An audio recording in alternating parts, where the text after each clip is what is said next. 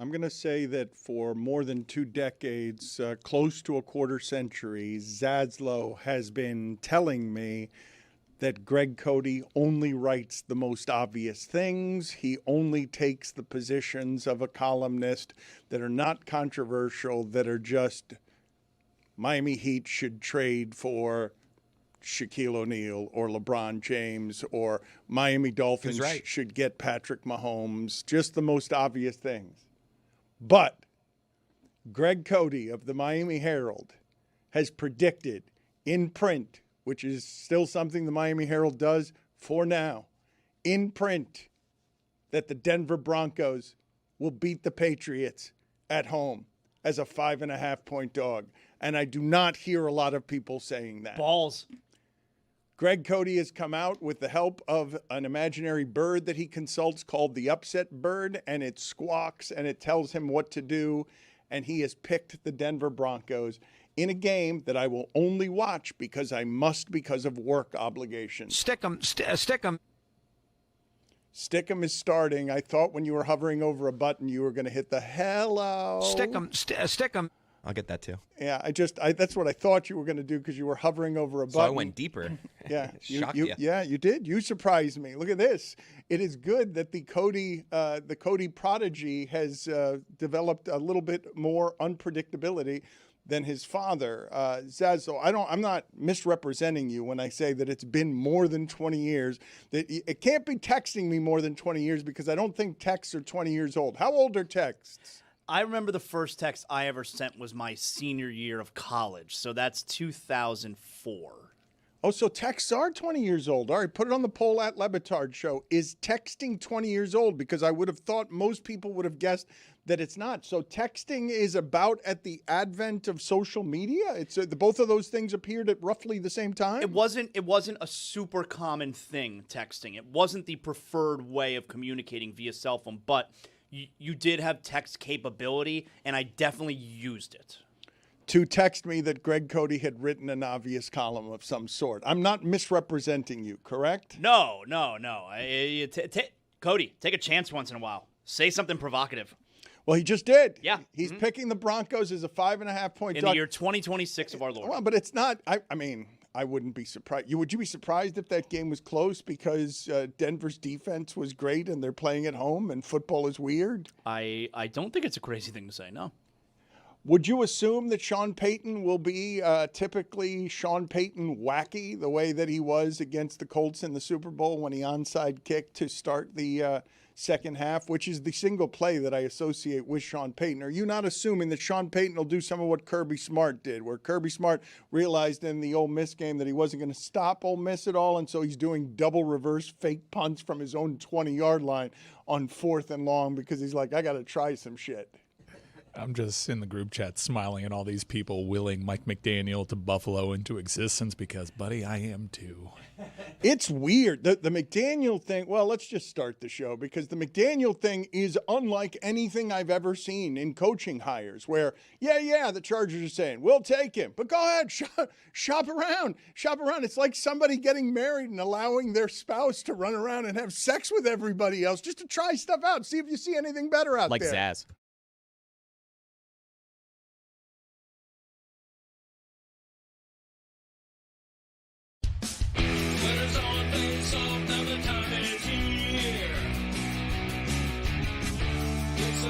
Changing on the fly. If checks and tricks are gonna make them cheer, but the bombs start to chirp and riding high. Now it's time for action. Tonight's gonna burn this barn right up. Slap shot will light the lamp so nice. Let's go for a breakaway on the Jays to raise the cup. We'll be standing on our heads till we meet them at center ice. Hockey is back, Jack. Hockey is back, Jack. Hockey is back, Jack. Baby, and we'll meet you at center ice.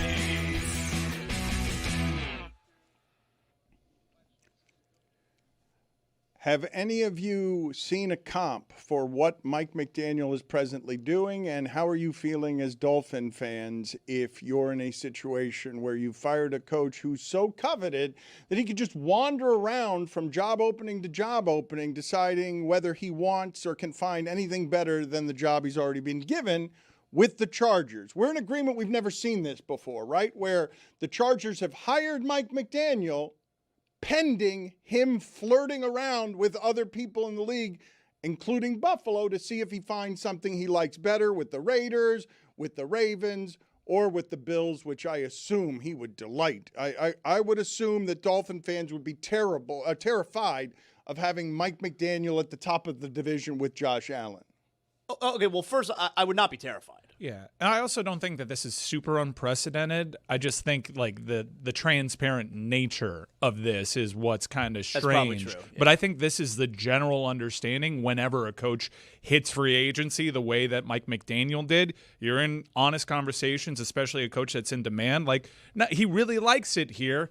He wants to be a head coach, though, so if that's available, like, please understand that he would take that over this. He will take the Bills' job. The public part, this is unprecedented. It's something I have not seen before, okay? Play out in public where the Chargers are good with someone they just hired to work with Justin Herbert, wandering around and seeing if he can find something better over the next few months. And also not with a lot of precedent is a fired coach mocked in this market having the ability to do something like this, having the power to have this number of choices where you're like, yeah, this is interesting for now, but I'm going to go do some other interviews. And then the team announcing, no, we're going to make this our offensive coordinator, and we're going to put an asterisk on it. Diana Rossini has reported that Josh Allen is heavily involved in this process. They will take into account what he has to say on the matter. You look at Josh McDaniel's record against Mike McDaniel, how Mike McDaniel's teams, I know he's not a defensive guy, have game planned around Josh Allen. There have been some bad Josh Allen games there. Miami's probably punched above its weight class oftentimes against that opponent, and he's probably sat on the sidelines admittedly impressed with what he's seen from Miami and Mike McDaniel's scheme, despite having players that most people don't think are super great in Tua helming the position. So I think it would be a great fit. I'm rooting for it. I'm rooting to see what it does to Dolphins fans that are so cocksure that it won't work out. Why are they? Zaz is saying he's not terrified. Schefter's saying that the feeling around the league is that Tua has played his last game as a Miami Dolphin. Why would you not be scared of the pairing of McDaniel with Josh Allen? It seems to me that we can agree. Whatever your complaints about Mike McDaniel are, they're not that he can't make offense out of stuff, and he's never had a player to work with like the MVP of the league. I am surprised. I'm surprised at the amount of attention that Mike McDaniel has gotten, and I don't think I'm out of line to say, have the Dolphins ever fired a coach and that coach was in demand? I don't think this has ever happened before. I do agree with Mina, though. Outside of Stefanski, like, I think this is a supply and demand thing. Gase got a job right away. But, like, who are the other offensive minds available right now? Stefanski was number one, clearly, and now it's McDaniel. I'm not saying McDaniel's not a good offensive mind, but I do think there's some of that going on here. There's really no other good offensive You say option. that, but Brian Baldinger begs to differ. He says there is a good offensive hire available if you need offensive line play. I'm not out here trying to play reporter or doing any of that nonsense, but I hear the Steelers are very interested in Mario Cristobal. I think Mario Cristobal actually would really translate to the NFL. I watched his practice in the spring. The way that Mario coached that team reminded me of what old school coaches used to do. And I think Mario could actually transfer to the NFL.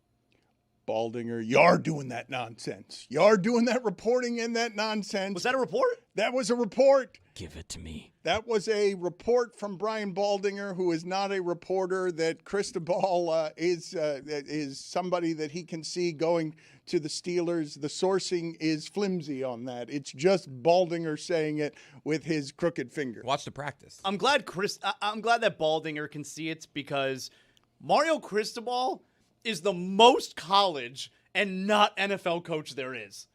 He's so college There's no way that he would.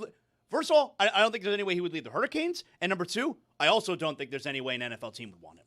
He's so college. Baldinger, though, likes offensive line play and also he longs for the days when guys had to practice and coaches denied them water. Put it on the poll at Le Batard Show. Does Baldinger long for the days when coaches denied football players water? Usually things like this are coordinated efforts to, leverage an extension. I think Mario should get a raise regardless. I think he's proven that he's the guy. That's typically how these things go. I also don't think Mario's gonna leave until he gets the job done, and then once he gets the job done, When you say leave, you mean retire, right? right? Like I think he's looking to get the job done multiple times, not just the one. Right, but when the time comes that he leaves, it's retire. It's his life's mission to win a championship for the University of Miami and bring them all the way back. I don't think there is a job on the planet he would leave for. Totally. Certainly not in college. I mean, if the NFL comes a knocking, I guess you have to listen. Your agent might force you to take that call, but I mean, like it's Brian Baldinger on NFL Network at 11 a.m. Take that for what it's worth. I will tell you, unless Mario Cristobal would get fired at some point from the University of Miami, I don't think Mario Cristobal is ever going to be a head coach anywhere else. I would trust your read on that situation. I would be offended if I were Baldinger and if I were 11 a.m. at what you just did. Where 10 a.m. better?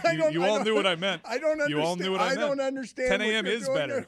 10 a.m. is better. That midday. 11 a.m. Okay. I don't know what You're too close That's to why lunch. we stopped the live at 11 a.m. You're too close 11 to 2? lunch. Eh. Okay, put it on the poll at Le Batard Show. Is reporting less impactful if you're too close to lunch at Le Batard Show? NFL Network, 11 a.m. You got to take that with a grain of salt. Give me some insight and take me inside, Mike, what just happened with the University of Miami and its quick freshman running back, Gerard Pringle. For those of you who do not know, I really feel like the audience does not know this. The way the portal's working, 80 to 85%, I've heard a number as high as 90%, these kids who go into the portal just leave college football because nobody wants them. Like there are thousands of players being ground up by this freedom, and I don't think most people know that the going into the portal doesn't just mean that you actually end up with another scholarship at another school. So why do they do that? Well, because they're not happy with playing time, because they're kids, and I think this is underreported as well, and it's dangerous, and it's especially dangerous when you've got these agents involved and these self-interests involved.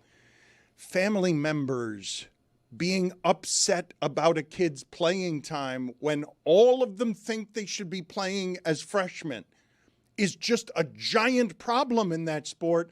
It's why I tell you that I would not want to, for the money that they pay in college football, have to be a college football coach that has to deal with all of the parents who are upset because their kid, because 2/3 of your roster isn't getting the playing time that the families want. So, Mike, take me inside the business of this, where Pringle goes into the portal and evidently just renegotiates his deal and then ends up coming right back. What happened there? Well, most of the time when you have a situation where someone is frustrated, either wants more money or more playing time or a combination of both, it never manifests with the player actually entering the portal. In this case, it did, which is rare, especially with how Miami's collective operates. As soon as he hit the portal, usually you get some messaging like, yeah, that was in the works for a long time. Pringle did surprise, but it was also very quick that the University of Miami made it known to those in the know that they were looking to retain him. It's a strange move because you don't really see it coming out of Miami all that much. It's posturing, and it ended up working out with him. I do know that he was very frustrated. The player was very frustrated by not featuring in the college football playoff the way that he did to close the season. Pringle was a big part of this team, and that late season surge to the CFP. He is a young player, and they didn't trust his pass blocking. I think that was evident whenever he was on the field, and Mark Fletcher is one of the best pass blocking backs out there, and they trust Marty Brown a little bit more. You didn't get playoff time in your freshman year, and that makes you want to leave? I'm with you. I think if he sticks around, he's going to be a huge part of the team next year. And if the rumors are true about Mensah and Cooper Parkade, and now they just brought in Damon Wilson, like this team is shaping up to be very good next season. Can you take us through, though, what the amount of monies are we're talking about? I'm not talking about in this particular case, but if a kid goes into the portal, renegotiates his deal, and then 24 hours later is back at the school, how much more money did he make himself as part of what that renegotiation is? Don't make it about this one kid. Just make it in general about how this stuff works. I don't know. Like, clearly, if he went through the headache of entering the portal and then coming back, I do think that he probably got more. In this case, I don't know that to be true. I have not asked for specifics. I do admit that it is odd to see a kid go in the portal that Miami values, because if Miami really values you, you don't enter the portal. You have to understand, everybody is a free agent year over year. You have to fight to retain everybody. Teams, agents, all of it. It is a constant. It's not just during portal time, and people are being renegotiated as the season goes on.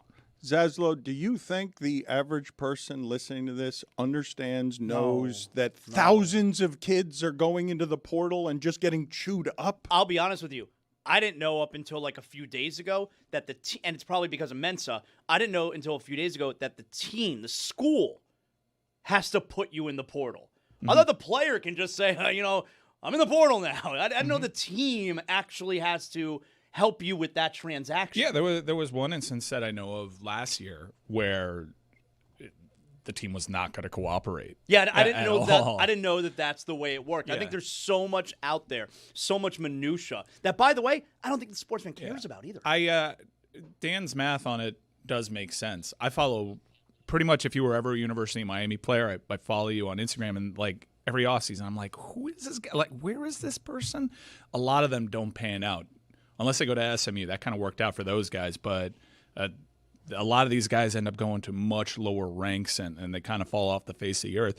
It's I don't want to throw a blanket over it, but if you're entering the portal, it is a rare occasion that you're elite, that you're a big-time difference maker. I think that we probably tend to add this perception to it because they make a big deal when you get a transfer that works out. And Miami has had a lot of luck, especially at the quarterback position, but I think that's an outsized understanding of what this actually looks like. Most of the Miami players that have left go on to just kind of fade away, and that is the truth for pretty much every program. So what we're saying here is, as opposed to these kids entering the portal because they're pretty sure there's a better opportunity on the other side waiting for them, they're just going in blind. They're going in blind. Well, but they're not going in just blind. They're also going in with a lack of self-awareness and a bit of delusion, but I understand how they arrive at it. I thought Prinkle was really good. He obviously gives them something that they do not have. Speed and quickness at the position of that kind they do not have. So I understand in his limited playing time why he and his family would both arrive at thinking he should have played more. And I do understand also why so many of these players think that it's politics or something else that's keeping them from being great. Let's put up the photo yesterday here. I heard people here murmuring. They were all excited because still, after all of these years, the Dolphins have hired 8 coaches with no experience, and every damn time somebody gives a press conference, these fans get duped. Like the sports fan filled with hope, I wish that I were a salesman who always had that as my audience, because the sports fan filled with hope can get suckered by Hafley giving a good interview to the big dog. But they introduced yesterday Hafley to the media, and Stephen Ross is here, and I simply cannot believe how quickly the Miami Dolphins have been able to acquire the league lead in forehead. This is an enormous amount of forehead that the Dolphins are unveiling. I can put those are two different guys. Yeah, it looks like a family portrait. I don't like that Stephen Ross is taller than them. From what I understand, that's not very difficult. Someone in our universe said that Hafley looks like both Beavis and Butthead. He's also a sweetie pie. That's a lot of forehead. You guys can admit, though, looking at this, and Chris Cody, you're another one of these suckers. The Big Dog interview got you. You love listening to the Big Dog on the way in. Wait, what am I supposed to like? That's good. What am I supposed to do? Like he's saying all the right. Like how? I'm not gonna like. He's not saying anything wrong yet. I think I got him tonight on ESPN. I think Halfley? I think I have him. Yeah. Right. So, all right. I'm not a Dolphin fan.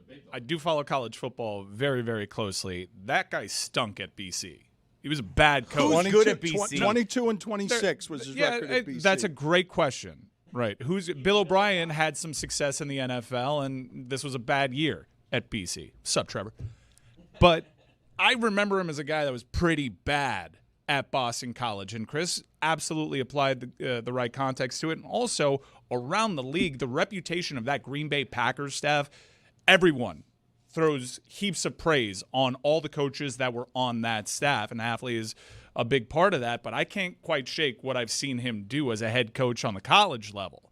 It's rare that a bad college football head coach ends up working out in the pros, and it's interesting. Are there any examples? It's like this guy had what was the success that he had as a head man before? I just can't quite shake that. And there is a Venn diagram of people that are Dolphins fans and Miami Hurricanes fans that should be familiar with that failure, and the ones that I know are a little bit more apprehensive about it. The ones that recall what he did at BC. Yeah, but guys, Big Dog asked him. He said, "Hey, around here we've had some issues. Guys showing up on time. All right, structure, discipline." You know what he said? Not going to be a problem here. Sweet. Guys are showing up on time, and if they don't, I'm going to hold them accountable. Checks out. Why would I hate that? He's saying all the right things, Dan. Because anybody they hire can say all the right things. It's fundamentally irrelevant. Right, but it could go either way. The thing that I was watching yesterday, okay, when I came in here and we started the show, is on the television. The question was, because it's a slow content time, can Harbaugh turn the Giants around in year one?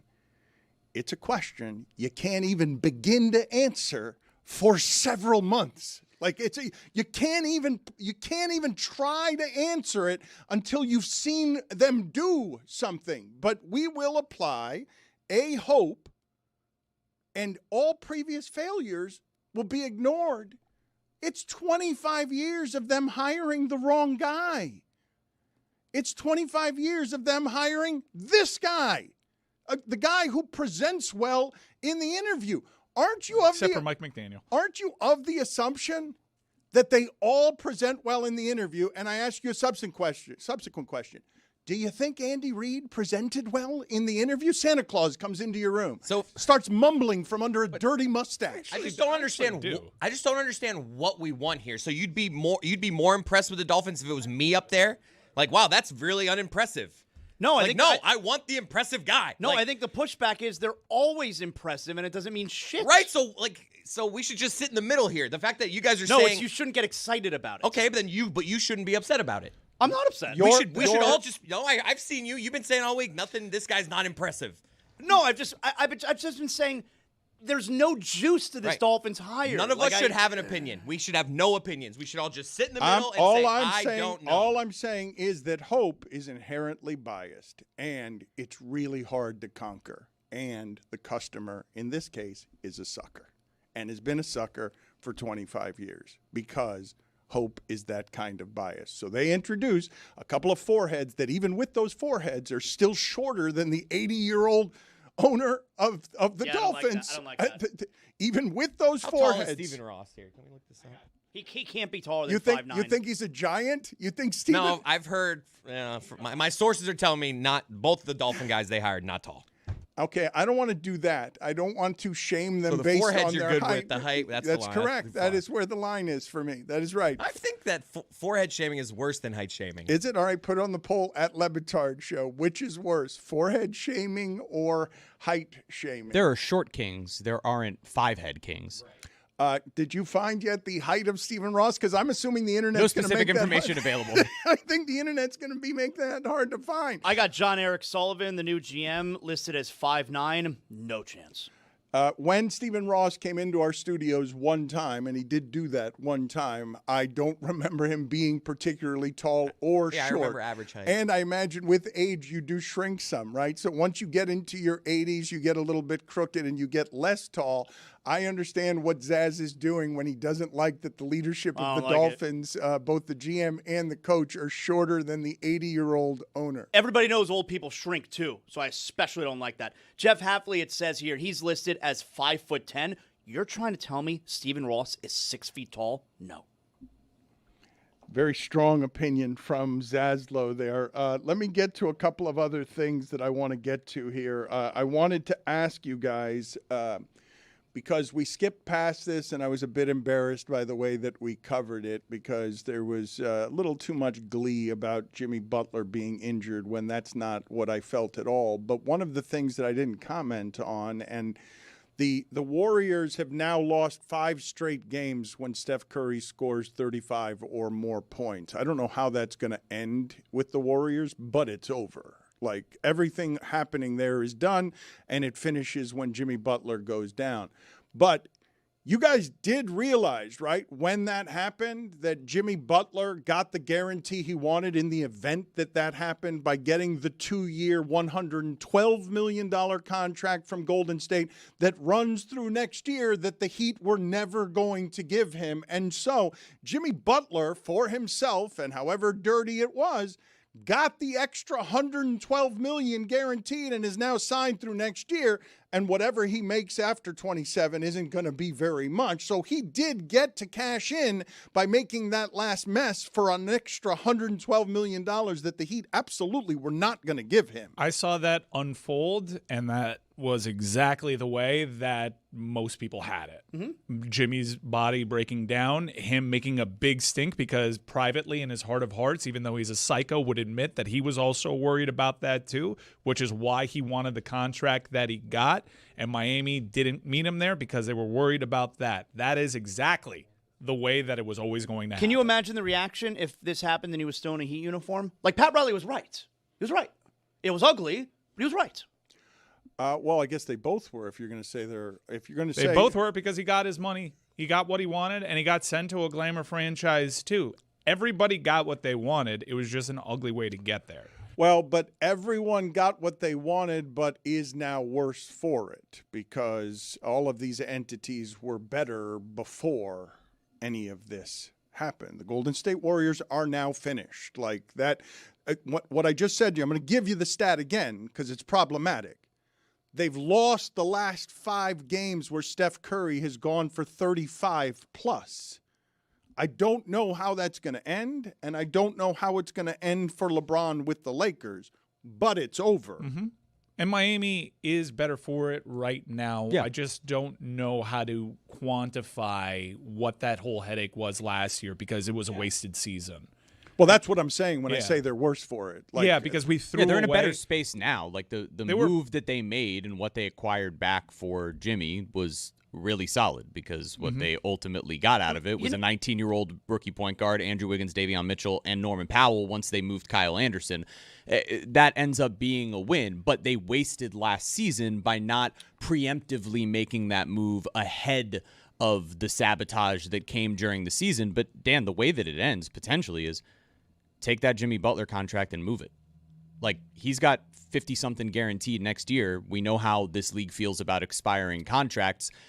If you're some franchise that is willing to take money into that space, like there have been rumors already that DeMar DeRozan is the type of guy they could look to at least create the similar downhill motion in their offense that Jimmy creates. It's not 50, it's not the same Jeremy. replacement. It's not 50. It's $61 million a season is what Jimmy Butler ended up getting from Golden State. 56.8 is what I've got here for next year. 2 years, $112 million is the deal that he signed. And the Heat are now 9-15 over their last 24. They lose last night to Portland because they went 9 of 45 from 3. And no one ever plays. No Ware, no Hero. Like, no one ever plays. I'm reading into the Ware thing a little bit.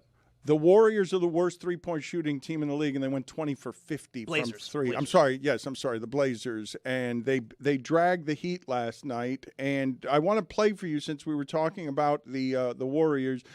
something I did not have happening. I've got Draymond Green saying both that Pelle Larsson is a dirty player. I'm really surprised that he knows who he is. I'm surprised that he knows his name. But then Draymond Green is also saying, and everyone knows I'm not a dirty player. I've played a bunch of Europeans. They do little dirty stuff. It's a difference. See, people get mad at me and be like, oh, Draymond dirty. I told y'all, Draymond not dirty. Draymond you up. I'm not dirty. I don't do dirty things. I play for Tom Izzo, and if you did dirty things, it didn't work. I don't do dirty things. There's not a player in the NBA that can tell you Draymond's a dirty player. Don't do it. And Europeans, though, there's a lot of Europeans that play, they do dirty stuff on a basketball court. And for D-Book and DeMar to get mad like that, he's doing something that we ain't see. To his credit, you got a tech on D-Book, you got DeMar thrown out.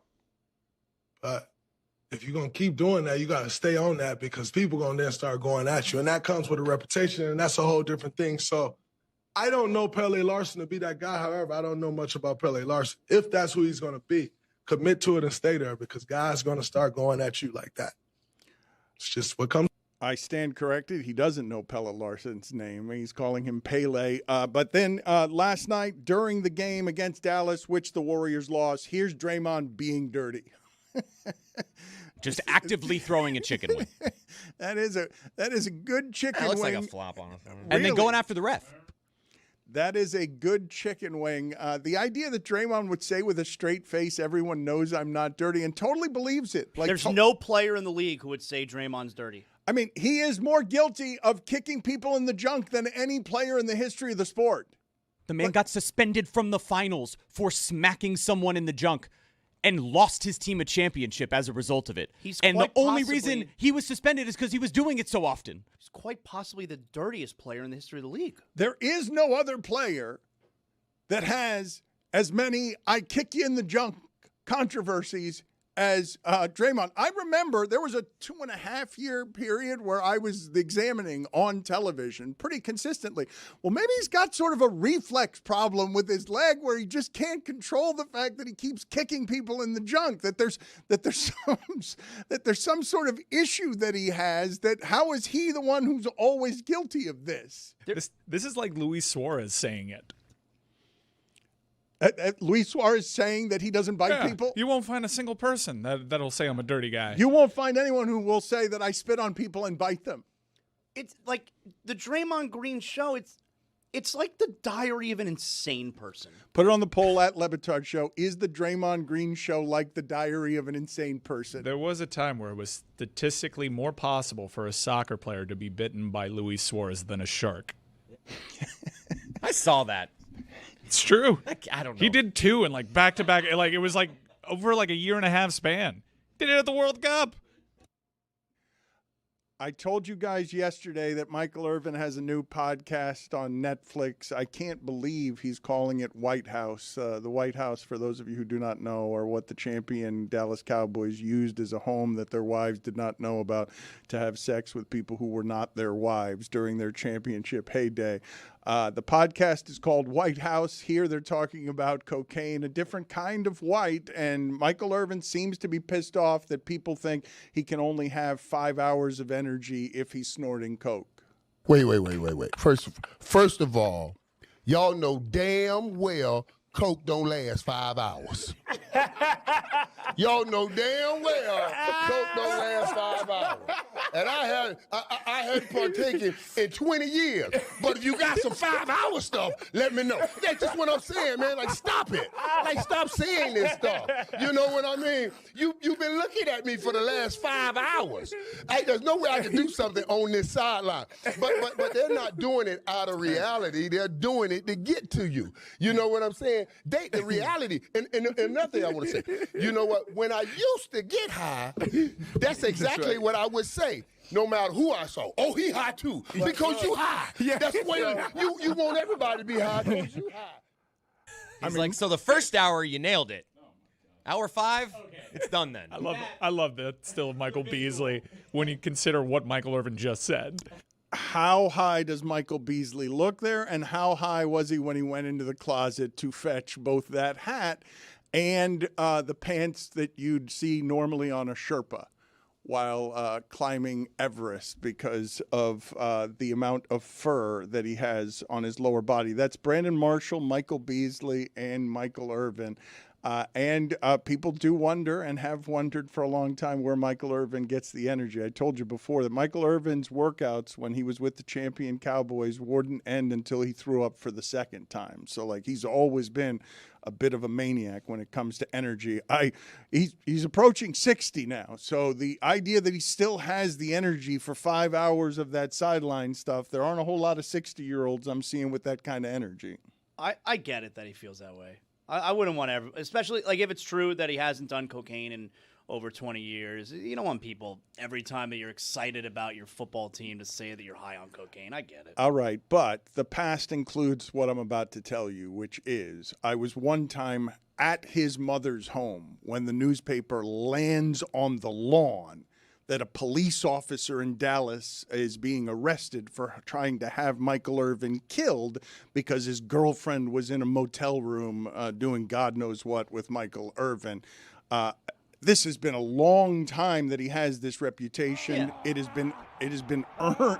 It has been earned. Earned, not given. And he's also somebody who, at the height of the Dallas Cowboys are the biggest thing in America, he's got criminal charges and is walking through the courtroom with a fur and a fedora because he's like, I'm playing to my constituency. Like I don't know who he would have to blame for this reputation other than himself. He was the poster child for those crazy Dallas Cowboys mid-90s teams, yes. And he's the poster child for two things, because he's the poster child for those crazy Miami teams, too, as well. And he was a first-round pick, and he's been relevant for 30 years, at least in part, because his charisma is something that is weird. It's unusual to have that much charisma. You can make the argument that in sports, honest to God, that no one has made better television for the last 30 years than Michael Irvin. It's a good argument that you can make on his behalf. Right, and he's suffering from a reputation, which is, you could also fairly say, no one has ever been more associated with cocaine. In sports, do we have that's why that's hanging over him. I understand. And I understand if he's indeed clean, why that would be offensive to the man. I truly get it. But, the reputation is there for a reason. Let's think about this for a second, though. If I tell you sports only category, who do you associate most with cocaine? It's Maradona. Immediately. Wide golf. Huge golf. Intergalactic golf. Chris Forster. Giving him graves. I don't know. Maradona. I cannot fairly articulate how wide this gulf is between Diego Maradona and everybody else. But then you start getting into the Irvin's territory. Maradona did cocaine on the field. That I saw in a documentary and was really shocked by that a trainer just... Oh, that shocked you, did you? In a game, Chris. In a game? I'm making in a game. It's the most shocking thing you could ever see. After a goal. After a goal. A trainer came on the field. Yes, I'm watching a documentary. I thought I was familiar with Maradona's cocaine use. Yeah. How did he do it? They just came out and gave it to him, and he just did it right there on the field. Was it a bump? No, did they bring out a mirror? No, it was after a goal. It was a baggie. Yes, Zaz, they brought out a Led Zeppelin mirror that you buy at the carnival. Nobody brought out a mirror. I want to know how this was accomplished. The footage, I don't remember the documentary that I was watching. It was obviously a Maradona documentary, but I'm watching the footage of a trainer run on the field, and they're like, yep, he's just giving him cocaine. I'm like, wait a minute. That's a stadium full of people. That's a fairly famous person at the center of it. All eyes are on you. How is this not something that is being done more discreetly? How is it possible? How is it possible that this is just happening? And that's a performance enhancer. The referee didn't care. It didn't seem like anybody cared. It just seemed like that this person had a habit, and this is how you fed the habit, and everyone sort of understood that this is how you keep Maradona continuing to play soccer for you. That's got to at least be a yellow. Just a yellow card. Put it on the poll at Le Batard Show. If you do cocaine on a soccer field as a player, should you get a yellow card? yes or no. And I want to go back a second because I want to go to this photo again. Get the telestrator, please. Get Zaslow the telestrator so that we can just sort of enjoy how giant the gulf is, as big as Maradona and the second biggest cocaine user in soccer, between the Dolphins leading the league now in leadership forehead and every other team in the league. Because I believe that what the Dolphins unveiled yesterday is I thought that one of those guys, when I saw him, man, that's a lot of forehead. But then I see the three of them, and I'm like, they're competing for maximum forehead here. And it's a ton. And thank you, Zaslow. That's the biggest one. That's the biggest distance between nose and top of the head that there is there. That, yes, also big over there. Yes, thank you. Getting really close to drawing a dick. I can see it on your face. No, you want it's to. in the middle. I No, know it's you in the want middle. to. That's perfect. Stephen Ross is in this photo. I know you want to. The penis is Stephen Ross. Where's Stephen Ross? I can't find him. Get his body. There it is. Yeah, we did it. Yeah, all right, Really? great, yeah. Really? It's Impressive. irresistible, isn't it? I don't know how these NFL guys do it. I'd be drawing dongs everywhere, man. Chris Cody came in shaking his fist because Hafley won the big dog interview. Oh.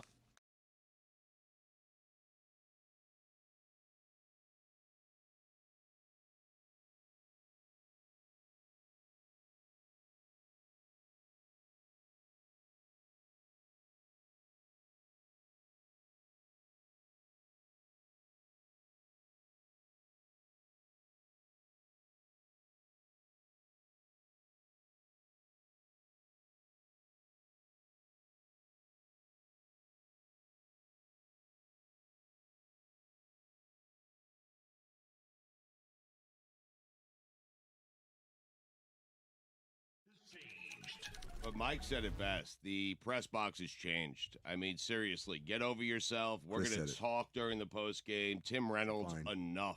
I mean, enough. I mean, seriously. you just got to know when You're the not Dan allowed to cheer in the press box. Did you know that? Well, I did. They were cheering for Will Manso. I think that's allowed. And Goldie. If the Dan Le Batard Show comes to a hockey press box, hilarity is going to ensue. Yeah. They're going to yell at Will Manso for 7 minutes, and you're probably going to have to go to a stairwell to write, man. Like, it's just... if it was 7 minutes, I'd get it. It was is what 7 it is. seconds. Exactly. I mean, David, everyone else was saying hi. They were enjoying the show. They were laughing at us. But one guy is still clutching on to his newspaper deadline. I'm a little and it's disappointed. Tim Reynolds. And is he your demographics, too? I don't know. I happen to like Tim a lot, and Enough of him. I imagine this was going to be like E.J. Raddick or something, but that's just a bad look for Tim Reynolds.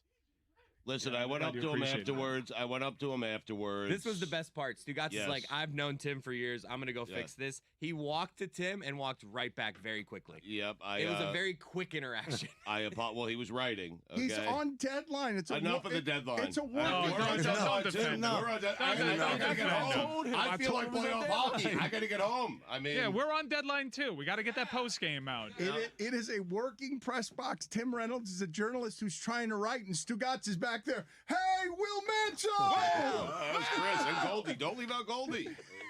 We're on deadline, too. They're going to kick us out of that press box a lot sooner than they'll kick out Tim Reynolds, who's just typing away. That's just Those writers had their game stories done before the end of the Precisely. game. Yeah, a good writer, right? Oh, What happened there? I apologize to him. I've known Tim for decades. I mean, Cody was done. He was out of there. I mean, you know. What was that interaction like, Stugotz? Take us behind the scenes. You walk up to him, you say what, he says what? I said, Tim, I apologize. That's on me. I should know better. Not Chris, okay? I should know better. I've been in press boxes before. I know you have a deadline. I apologize. And he said, that's fine. Just, try to keep it down. That is way too long. That was Way much too longer long. than the actual He's on conversation. deadline. I always extend it a little bit. Can I mean, you guys know we that. call Tim Reynolds and just ask him about what the Don't, interaction was no, like? no. Greg Cody's back in my day.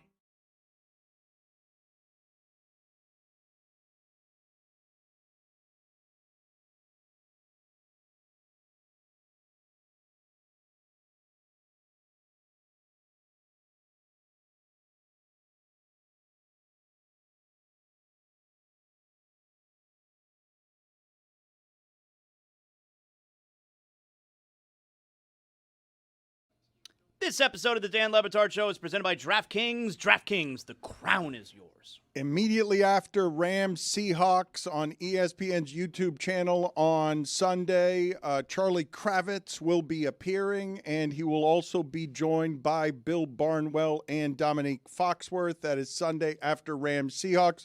Also, at the Super Bowl, proceeds going to the Special Olympics when they're in San Francisco, February 5th. Charlie Kravitz, along with Marcus Spears, Kevin Clark, and Mina Kimes, will be doing a live show. All the proceeds going to the Special Olympics. You could get tickets at kravitzpodlive.com. It's foxworthpodlive.com if you want tickets to Dominique Foxworth. Dominique, how would you feel about this? Let's play this video of poor Jordan Poole, who I now associate only with getting punched in the face.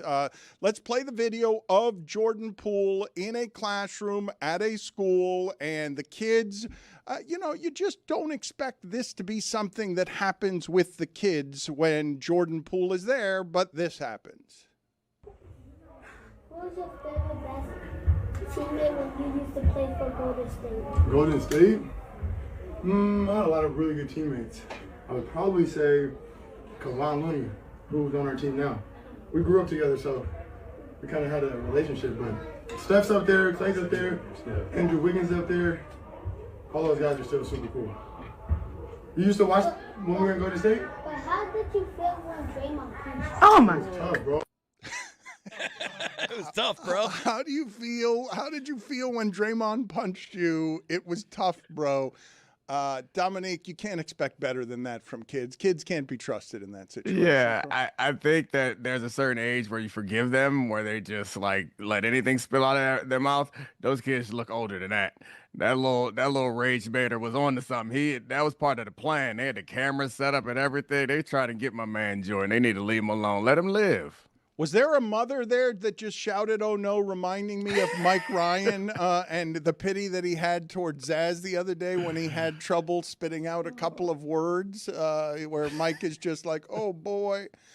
I also wanted to bring up with Dominique Foxworth what happened yesterday with LeBron, which he really is at the point at 41 years old where I think he cares very little after 20 years of things being said and written about him every single day.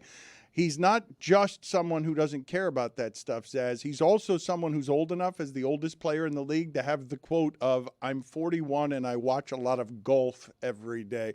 Let's hear this back and forth and get Dominique's thoughts on how this is all going to end with the Lakers, as an ESPN.com article reports that he doesn't get along with Jeannie Buss, that his ego is outsized, that the Lakers have wanted to get rid of him for a couple of years. Is this where you want to finish the season? I'm good. I'm good. I'm good. Last two. Everybody's crazy. Everybody's crazy. I'm gone. See y'all later. Bye. Who said bye? Bye.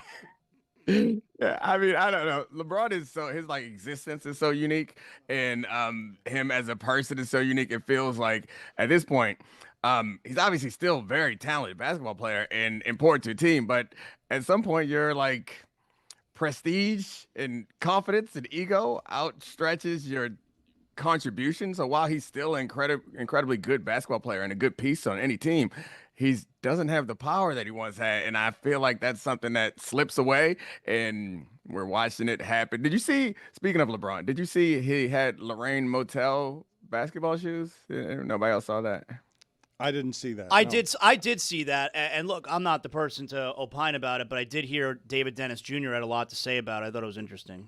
Oh, yeah, I don't know. That was his attempt at celebrating Dr. King Day as shoes that were the same color as the sign at the hotel where Dr. King was assassinated. Like, of all the things that you want to celebrate or draw attention to, that ain't it. But, I mean, I think LeBron has been pretty active in social causes, so it's just a ridiculous miss. And I think that over these years, LeBron's been pretty close to as perfect as you can be, all things considered. But at some point, like, even the king is going to make some mistakes. But yeah, they're sick of him. I would understand being sick of LeBron. I could understand being sick of LeBron when he's the best player in the NBA. But what comes with his like annoyances is that he's super talented, and now he's a little less talented. They have a new LeBron in Luka, and they treat him a little funny. I bet they weren't talking like that before they made that Luka trading, or they weren't talking like that when he was winning another championship. Like, it's hard, and when you get to the end of this, when you've outlived your talent and you've been underpaid for your entire career, and you expect to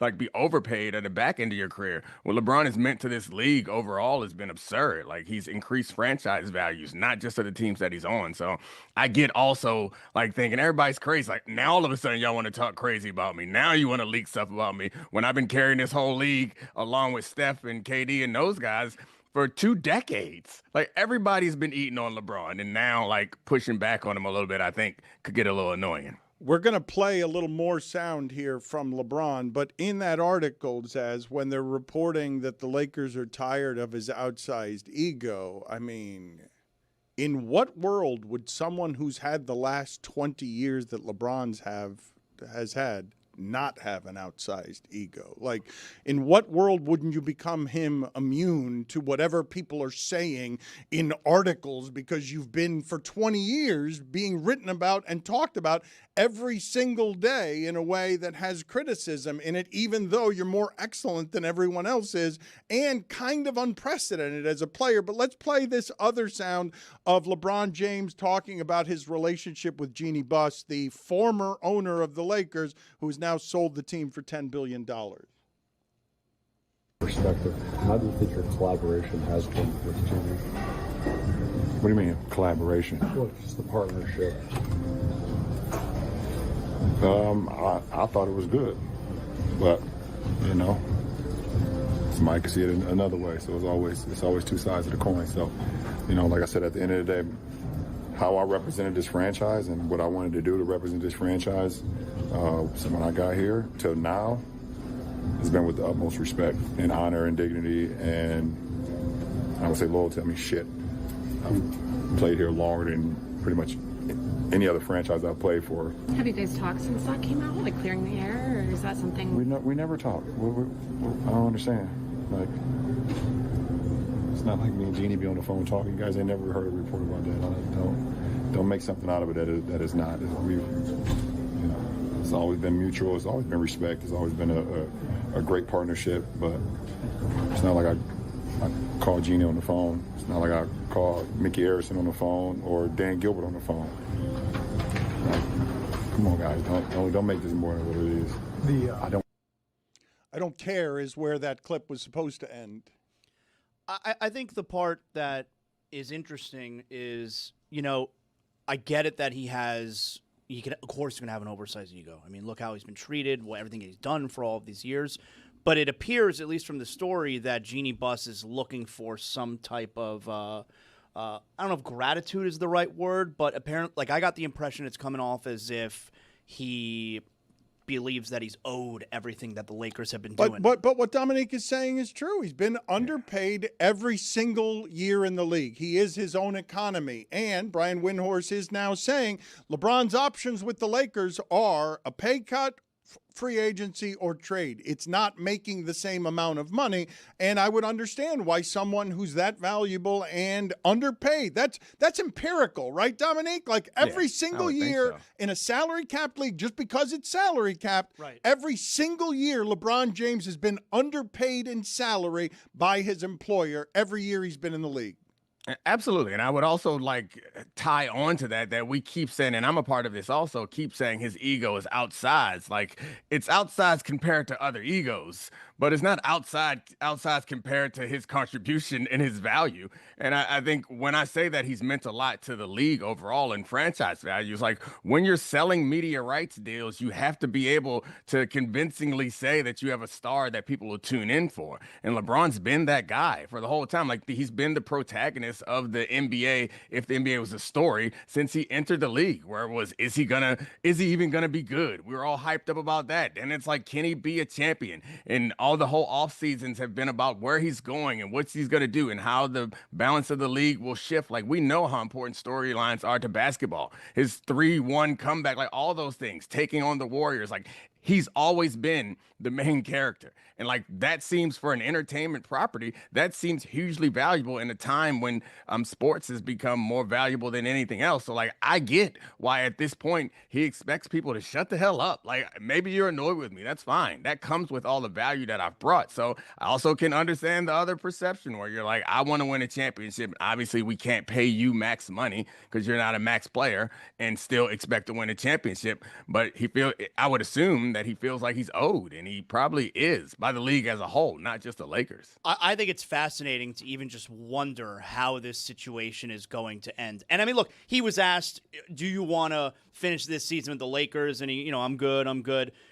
Thinking about how this is going to end, like, there's no way it actually ends within the next 3 weeks, right? Like, that's when the trade deadline comes. But just in general, the next couple of weeks or at the end of the season, I have no idea how this is going to play out. It feels like a completely unprecedented situation. I don't have a clue how this is going to go down, and it's super interesting. He's got a no-trade clause, which I would imagine he doesn't want to leave Los Angeles because the family is there, because the media interests are there. How about because his son is on the team? What do I do with my son? All of the other business stuff is there as well. Let's transition here for a second to football. The Seattle. Man. I had Australian Open questions. I was going to ask him about Mackenzie Gore going to the Rangers. Yeah, thought we were hitting all the other sports. The Seattle Seahawks have not allowed, the defense of the Seattle Seahawks has not allowed a play of over 20 yards in more than a month. No plays of over 20 yards, which strikes me as a crazy stat, Dominique. How good is that defense? Is that defense better than the Texans' defense? Is that defense better than the Broncos' pass rush? Is that defense the best thing in the league? Over a month. I imagine it was a month ago when they played the Rams last, which makes this matchup really interesting because I remember Puka having at least 2 plays of like 30 yards in that game in particular. So I would say that this defense is incredibly good and versatile. They're a top of the league type defense. I don't think they're as good as the Texans defense. That defense, I think, had they made it further, we would have been talking about an all-time conversations. Had they been on a team that receives more attention, we would be treating that defense the way we've treated some of the greats in the past. That's how good I think that defense is without any weaknesses. The Seahawks defense is like a great defense for a season in my view. And they are one of the best defenses around because of their flexibility. And honestly, this is not just my DB bias. It's because their cornerbacks and their safeties have a level of physicality and versatility that allows them to play in nickel all game and not be weak against the run and have their intelligence, like with the route combinations, the way that they always have one extra defender over the route combinations, and they cover their coverages adapt to the route combinations that they see. And I think the Rams have found ways to exploit that, but most teams can, especially with the pass rush that they do have in that situation too. Dominique, do players watch their new head coach's introductory press conference? I think they do now. You can't miss it now. So like, it's everywhere. I don't know about the entire press conference, but you get a sense of how they respond to it. It's big news. I'm not sure that it impacts anything. You probably already kind of have an idea of the type of coach that you're receiving. You'll watch the press conference. You'll hear some. I think unless these players these days are different than they were back in my day, you kind of think that everything the coach is saying to the media is BS, and you're not like looking to that to get any real sense for who you're receiving. They have to win the press conference in their own way, and you're ready to like build a relationship based on what you've heard from other teammates or based on what you experience. So Dominique Foxworth has picked the Seahawks to beat the Rams in the other game. And Mike Ryan has been talking about this championship weekend having less juice than any he can remember. But I want to throw some stats your way, okay? Since the NFL started seeding in 75, home underdogs of 4+ points are 10-0 against the spread. 10-0, 6-4 straight up. And Sean Payton has coached 22 games without his starting quarterback over the past decade. In those games, he's 14-8. And if you remove the 5 games with third and fourth string quarterbacks, he's 13-4 with backup quarterbacks. What of those numbers mean anything to you, Dominique? So I'm assuming that those games were not the first start of the year in the conference championship situation. They were probably against other teams that didn't go on to win conference championships or go to the Super Bowl. But I think all the story around Jarrett Stidham so far and Sean Payton is like they won't take any steps back. They're going to be just as good. I think after watching a lot of the Jarrett Stidham tape that's out there, is he's more athletic than I expected. He's still not as athletic as Bo Nix. They're not going to call design runs. He's not going to scramble for 12, 15 yards. He might give you 2 or 3 or 4 on a scramble. So I think they lose a big part of their game, because if you watch you watch what Bo Nix did last week, he was cutting back, setting up blocks, going for 10-plus yard runs. They're going to lose that. But where I think they don't lose as much is the deep ball accuracy. If you've seen Peyton all year long, this offense around Bo Nix has, I want to say this in a way that doesn't feel like I'm insulting Bo Nix, but they've been kind of short screen passes and deep bombs. It's like what they want to do. It's really simplified. They don't want them doing a lot of intermediate coverage reading and trying to fit the ball into tight windows. And this offense has how good their offense is how accurate Bo Nix has been on those deep passes. He was 4 of 6 last week's game, and one of the ones that he missed was a drop by Sutton. And yeah, they balled. He had 2 touchdowns. That's what they want to do. They want to hit you over the head with the big bombs and not try to pick you apart. Jarrett Stidham, pretty good deep ball accuracy. So I think you may not lose any of that, combined with Peyton's scheming and play design and play sequencing. You may not lose any of that, but the athleticism, I think you lose some. And just your first start. Like, there's some things about the speed of a live game that the first start hurts. So while all those stats I think should be encouraging, and Sean Payton is a great coach, he's still a backup quarterback for a reason. They went and drafted Bo Nix while he was on the roster. Like, they didn't have as much confidence in him as I think Sean Payton wants us to believe he does now. I mentioned the other day, and got no reaction from this, that in the history of the league, all 27,000 players, there's never been a player with a shorter name than Bo Nix. You guys want to try and see if you could come up with something close? Because I'll start the bidding with Ed Reed. See if you can come up with something close to Bo Nix, 5 letters. And in the meantime, please play Mad Dog trying to say the name of Denver's quarterback, Jarrett Stidham. But you have confidence in Peyton getting the most out of the quarterback in this ball game here. Stick him in this game on Sunday afternoon against the Patriots. 2-syllable quarterbacks. Bart Starr, Mike Vick. Takes the same amount of time. Is Bo his real name? Because Mike's first name isn't Mike, right? My first name is actually Michael Ryan. Exactly. Bo Chapman Nix. Ty Law. Oh, so they named him Ty Bo. Law. Wait a minute. So Roy, you're the first draft pick in trivia night every time. Bo Nix is tied by Ty Law. Wow. I was told that Ty goes to Ty. No, Ty goes alphabetically to Bo. I think that's why. Ty goes to Ty. All right, put it on the poll at Le Batard Show. Does Ty go to Ty in the shortest name contest? That Stickum sound makes me think of Little Giants when Hot Hands got his hands stuck to his jersey. Oh, hold on a second. Roy, his name is Taiwan Law. Put it on the poll at Le Batard Show. Did you know that Ty Law's first name was actually Taiwan? Because I'm stunned by that. Taiwan? I don't think it was Taiwan. T-A-J-U-A-N. It's not. It can't be Taiwan. Well, his name's Ty. Taiwan. How can it not be? His name's Ty. Oh, no, Zaz. His name's not Tay. But it's not spelled like Taiwan. It's like if Ty was Puerto Rican. Are you telling me his name's Tay Law? Are you breaking news that his name's Tay Law? No. It just can't be Taiwan. Oh, boy. Wow, breaking news here today. Tay Law. Taiwan. Like Taiwan Walker. I think Taiwan is more likely than Taiwan. Cool. Didn't know we've been saying his name wrong. Tay Law. Great defensive player in history of the NFL. T-A-J-U-A-N. I made a promise to myself that I felt like every time I'm on with Zaz that like I'm a little bit too mean to him and I make fun of him too much. And I was like, I'm not gonna do that today. But man, you be making it hard. Making it so difficult. Just throw these alleys. I'm glad we learned something today. Tawan. We did. Yep. Tawan. Tay Law. He did text me after the show last week. He's like, send me Zaz's number. Same. I want to apologize to him. I'm like, you don't have to do that. I felt bad. I mean, I will tell you, I still get people sending me memes of me next to Megamind. That's on you. Chris Cody asked earlier this week. He's like, we should go easier on Dave Damashek. I'm like, no, let's pump the gas on. We gotta press the gas on him. Or gas is what he needs.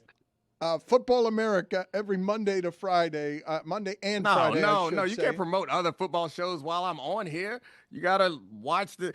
That was very nice of you to give Charlie all that love because they be on his ass in the comments, man. They be on my boy in the comments, getting him. Why? What's wrong with Charlie is there to learn all that you guys have learned from all of the producers. He's there to be the epicenter of production knowledge for you, and he does a very good job supporting you. Why is everybody attacking Charlie in the comments? I don't know, because that's what comments do. That's what they're there for. They want to make fun of somebody, get mad at someone. I mean, he's not me. The name of the show is the Dominique Foxworth Show. If Charlie ever has an opinion, they're normally very good, but people still hate him. So it's nice of you to give him some love. I'm sure he'll appreciate that. I want to put the picture up for you of the Dolphins yesterday showing off their new leadership, and I just want your commentary here, just photographically, optically. What do you notice about this photograph? That the GM and the coach look like they're related, and there's only one tie there too. I don't know. I feel like the difference in the hair might tell us a little bit about the personality. Like we got a Marine and then like a retired Marine where you got a little bit more length. It got a little curl and some cream in there. That guy looks cool, but they do look like the sons that are fighting over Stephen Ross's empire, right? They're the two sons that hate each other because they both want to take over.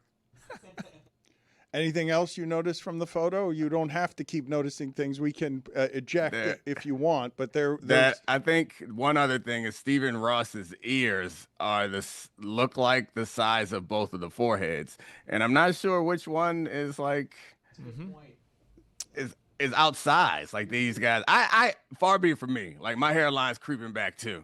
And the shine really hurts it. That's the bad part. I noticed that about me on TV. Is like when I get the shine taken care of, the hairline recession doesn't look as bad. But that shine on the left, that's making it look worse to me. It draws attention. We need to bring back belt loops and fancy suits. Stephen Ross wearing one of those suits with no belt. I think it looks good on some people. It's just the little bit of the hangover throws it off. Hangover, Like, yeah. Hangover. Everybody's working on it. I saw that first. I was like, oh, I really relate to that. Dominique, did you know that the ears and nose never stop growing, even after death? That's why Nosferatu looks the way that he does. Oh, I thought it was like hair. Like hair doesn't either, but maybe not. It stops growing.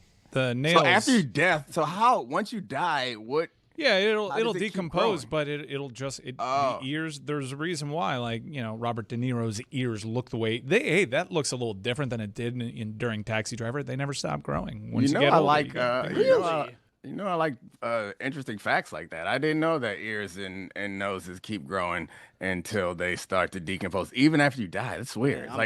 Something has to be alive to grow, right? I guess there's still some living cells or something in there that are still making them grow. I'm not here to be deposed. I'm just saying what I read on an Uber fact one time. I thought you were going to go denosed there. Put it on the poll, please, at Le Batard Show. Did you know that the ears and the nose keep growing after death? I was confused today when Chris Cody announced with a great deal of pride.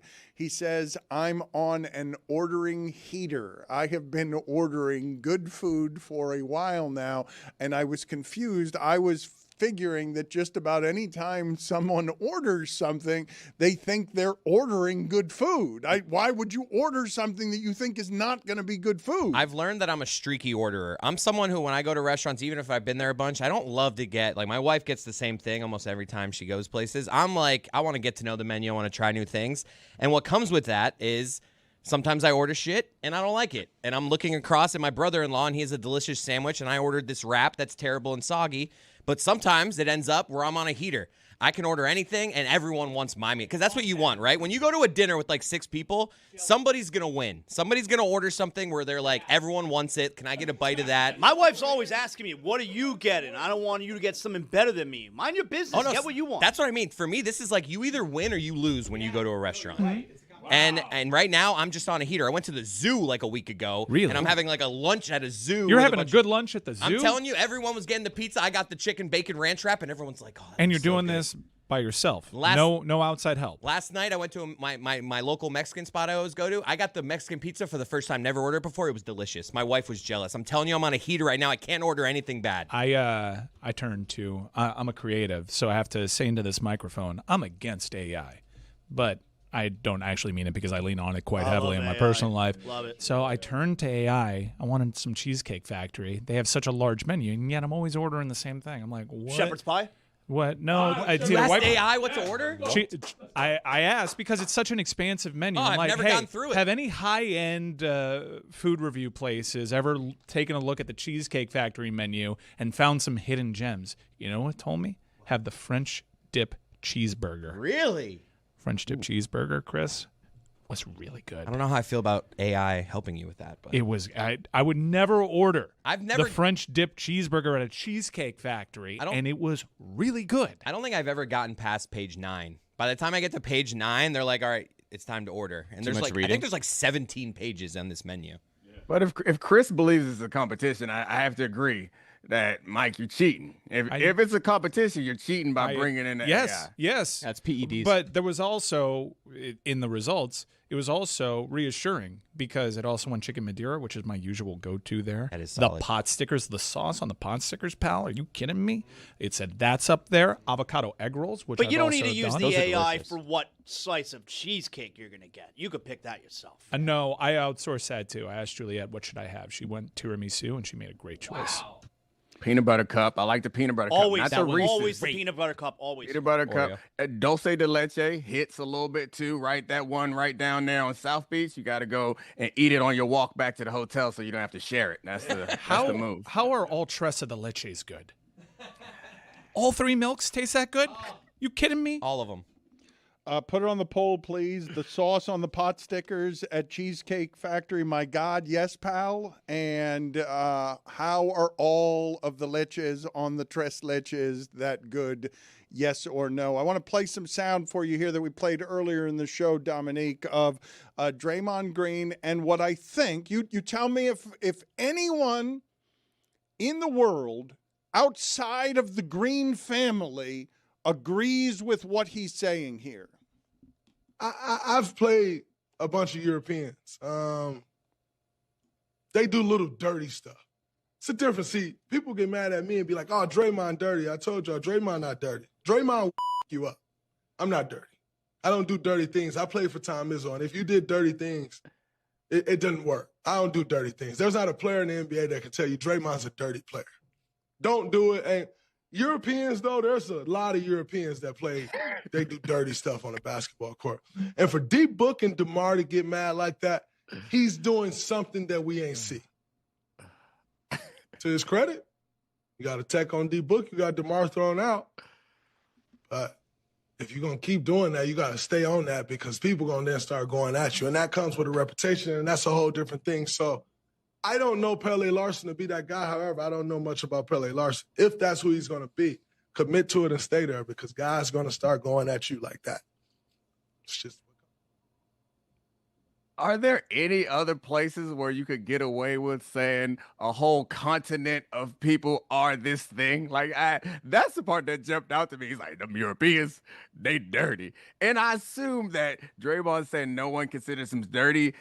Is he talking about actual dirt? Like, maybe he cleans his legs in the shower. He's not lazy. He does a good scrubbing. Because I think most people would say on the list of players that are famous and successful, I think if you ask the average basketball fan to, like, name a dirty NBA player, I think Draymond's name might come up, which, to be fair, what are you calling dirty? So, like, I think his point is, like, he's like energetic and intense type of guy. He never does any cheap shots.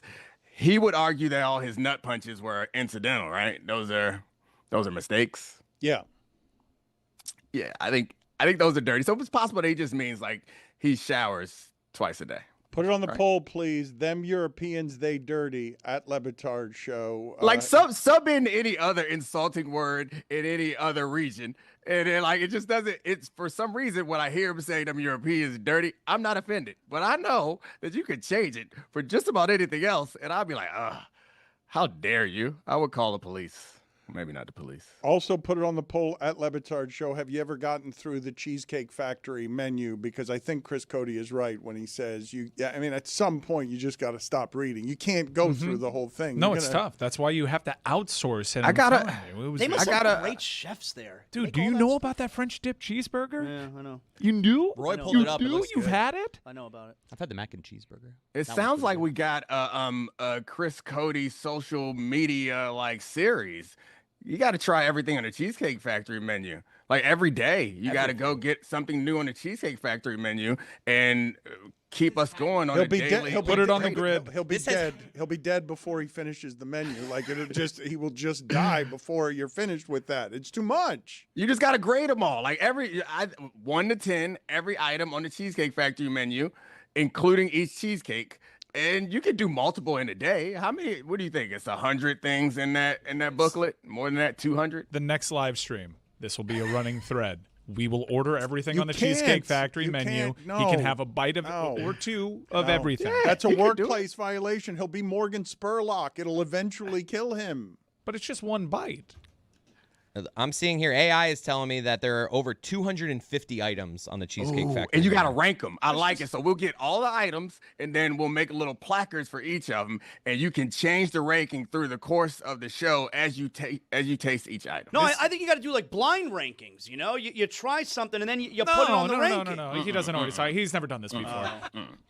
I wouldn't mind a Cheesecake Factory draft, though. Who's your number one overall pick? Because you're now saying you're going with the French dip hamburger because AI told you to? I'm saying that's a hidden gem. Chicken Madeira, if we're talking entrees, my gold medal stand right now is Chicken Madeira gold, the chicken marsala silver, French dip cheeseburger, a shocking bronze medal. I think this might be a two Americas, but a sneaky move there. Strawberry lemonade. High on the menu. It is two No, Americas. you can't go liquid. You can't go to the. Wait a minute. Put it on the not doing poll at the Le Batard fountain Show. drinks. Can the best thing on the Cheesecake Factory menu possibly be a liquid? That's shocking what you just did there. What you just did there, that's not two Americas. That's you being counterintuitive in a way that's aggressively annoying. Let me tell you this. So there was a 60 Minutes thing a long time ago when Magic Johnson was first like becoming the businessman that he is. And they were talking about the Magic Johnson Theater. This is a good story right here. This is a good story on Magic Johnson's business genius. Yes, I do. I do know how he made the theaters popular for black people. Go ahead, though. I can't tell the story, but you and Magic Johnson can. I don't remember verbatim what he said, but I remember the piece, and it jumped out to me. I was young at the time, and I never forgot it.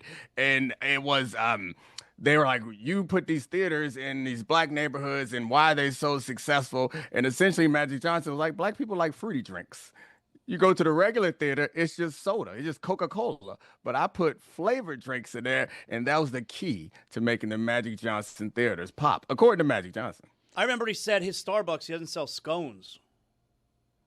Yeah, scones are a joke. The quote, I believe, is black people like flavors, I believe is what the direct quote is on Magic Johnson. And you can like flavors. It's still offensive to me that I just gave you the entirety of the Cheesecake Factory menu and you chose strawberry lemonade. Like, that's just not... It's got to come up. No, you're probably right. It's not number one, but it's got to come up. You can't talk about the Cheesecake Factory without, like, at least mentioning the strawberry lemonade. It's so sweet. It's a little too sweet for me now at this age. But in my 20s, first thing when I sit down, before I sit down, I'm telling the hostess, get me my strawberry out here ASAP.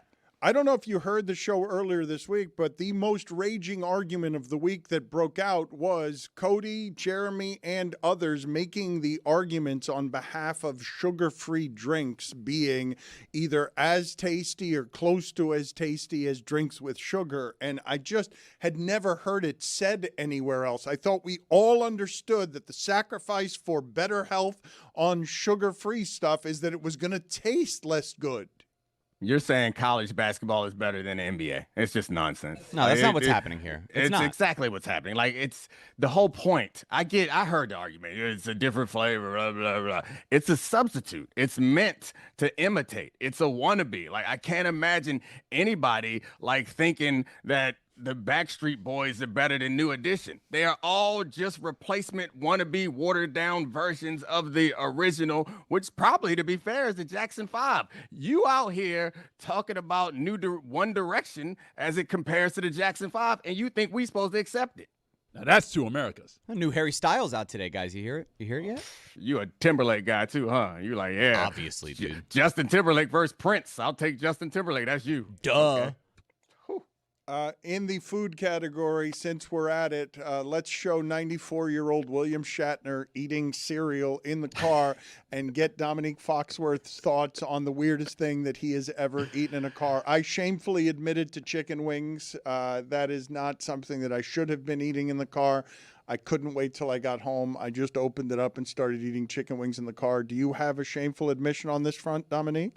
Yeah, but I can't share it. But the idea, I've never been so hungry or in so much of a rush that I had to eat while I was driving. I've like your breakfast. So that's the thing is like he was so hungry and time was of such an essence for a 94-year-old man, wherever he had to be, was so important that he couldn't finish his cereal. And he was so hungry that he couldn't make it to whatever meeting or thing he was going to. That's the thing that blows my mind. So, like, I'll buy food and eat, like, on the way home, but not cereal. Like, that to me, I would either, if I woke up late and I can't have my cereal, then I wait till lunch or wait till after my meeting. Or I stay home and finish my cereal and I get late. I have never known you to not answer a question. How shameful must it be, the food, that you won't answer the question? Oh, it wasn't food. It was a joke for people who were paying close attention. We don't have to dig too deep. Dan, I did there. Yeah. Yeah. Now you ruined it. Now it's awkward for all of us. No, I'm saying though, he's eating cereal with milk in the car. Just eat it raw. You don't have to have milk while driving. Raw dog is cereal? Yes. You know, most of the food at the Cheesecake Factory is pre-assembled. That's not what their website's like. They're usually like just like warming stuff up. So there aren't like good chefs back there preparing? Like very few of the food items on that menu are made on the line. Why do you need artificial intelligence's help here on the ordering of? You just want because that menu is so expansive that I have like 8 things that I go to. You're gonna overlook stuff. And you overlook stuff. I'm like, all right, I was in an adventurous mood. I'm like, tell me something that I'm missing out on, something that I'm always like, that can't be good here. Help me out. And by consensus, the French dip cheeseburger was like really good. And I can tell you, thank you, ChatGPT, because you came through for me. But couldn't you just Google that? Like what? And what is the distinction you're making between artificial intelligence, ChatGPT, and Google? I use it like a search engine. Because what it does is it compiles all those things that you find on a Google, and it gives me the Glengarry leads. Before we get you out of here, Dominique, can you give me your thoughts on Mike McDaniel evidently having the Chargers job and also having so many options that he continues to take interviews in the event that Baltimore, the Raiders, or the Bills want to hire him as their head coach? Yeah, I mean, well, Baltimore's too late now. They picked up Jesse Minter, but I mean, I think that's what happens when you are like the hottest guy at the party, which is how he feels right now. Offense is always going to be appreciated. I think it's probably wrong. The intelligence of offensive coordinators is overvalued, and what he was able to do while he wasn't successful in Miami, what he was able to do with the offense, I think was pretty impressive, especially being able to manufacture a running game without like a dominant offensive line is something that's hugely valuable. So every team would assume that if you had him just focusing on your offense, you'd be much better off. So I'm not surprised by it. I guess when you look at the big picture of like how he was a failed head coach, it's weird that some people might be considering him as a head coach, but the value that he brings, and presumably he's a smart guy that he's gotten much better. I think he's one of the more attractive candidates out there, unless you want to start with someone who doesn't have as much experience. And also, Roy, you got to really trust your cereal if you eat it raw, man. Yeah, I mean, Frosted Flakes. Let's go. Trust them. Trust it. Frosted Flakes. You mentioned the overvalue of offense. I mentioned this stat yesterday. In the last 55 years of football, this Rams-Seahawks game is number one scoring offense versus number one scoring defense. That's happened 8 times, and the top defense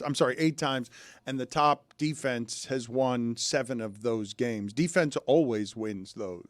Yeah, and then they changed the rules afterwards to make it harder. It takes us a few more years to catch up, and then they changed the rules again. Get ready. Watch the competition committee this and next offseason, because these defenses are getting a little too good.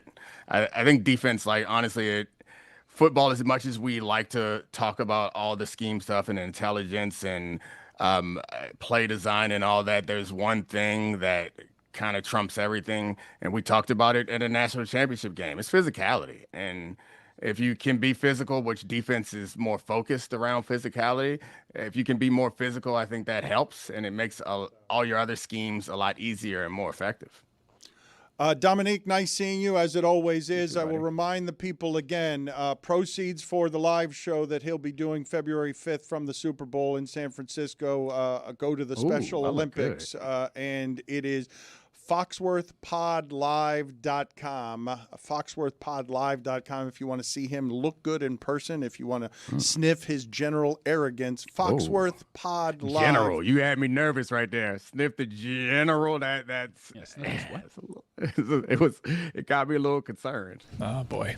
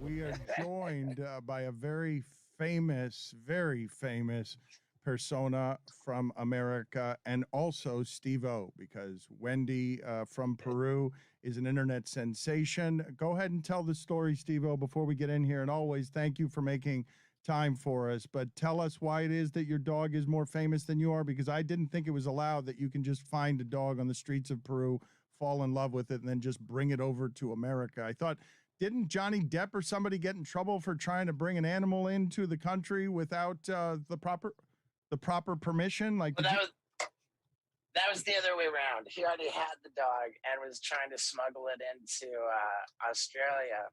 I was in Peru for a mountain climbing expedition, and I found Wendy here on the streets. And fortunately, the mountain climbing expedition was like a TV show, and the production jumped through all the hoops for me. So I really didn't have to do anything. And I was able to bring Wendy home. And the video I made about finding her, it garnered over 100 million views on Facebook, making it the most viewed video I've ever put on the internet. And it's kind of devastating for an attention whore like me. You know, I've like, with the lengths that I've gone to, you know, but there it is, man. So Wendy and I, we are on a rock tour as we speak, barreling towards Syracuse for a show tonight. And we've got shows every single night in the Northeast. U.S. For the next 12 days, Albany tomorrow night. This video is adorable. Is Wendy's a service animal? She is. You bet she is. Yeah, because I have terrible issues. You should take more dogs, though. I mean, it seems to be working for you. I have terrible issues is a great sentence that would explain the last 25 years of your life. You've done great sort of capitalizing on, let me take a tour bus through my terrible issues. Right. That's about right, man. I have terrible issues. and she brings you genuine comfort she's not a professional service dog license, and you've got the proper paperwork. Steve-O is now a paperwork man with a legitimate service dog that he needs for comfort. You know what? I'm gonna break your guys' heart right here. There's no such thing as official certification for a service animal. And because and I did the deepest dive, man. I found the best dog trainer on the planet, and they were the ones who told me, yeah, there's no such thing as official certification. You know, we can sure train her, but that's never. I got a note from my doctor. I got some little weird thing online that means nothing, which says certified service animal, but yeah, there's no such thing. You can ask a blind person with a seeing eye dog, and they'll tell you that there's no such thing. More to the point. So we make fun of. Yeah, we travel around and we make fun of service dog vests. I just figure that you find genuine comfort here, and people might be surprised to learn that a man who has been so fearless in his life would admit to needing the love of a dog to temper his issues. That's real adult, grown-up introspection one of the Jackass guys is doing. All right. I mean, hey, I'm happy to admit that for sure. And the federal law requires that a service animal be trained to assist somebody with a disability. Although the law does not require the person to explain what the disability is. Now, when you ask me what Wendy's trained to do, she is a mobility assist dog. And what that means is she gets me where I'm going because I'm not going anywhere without her. Nice. That is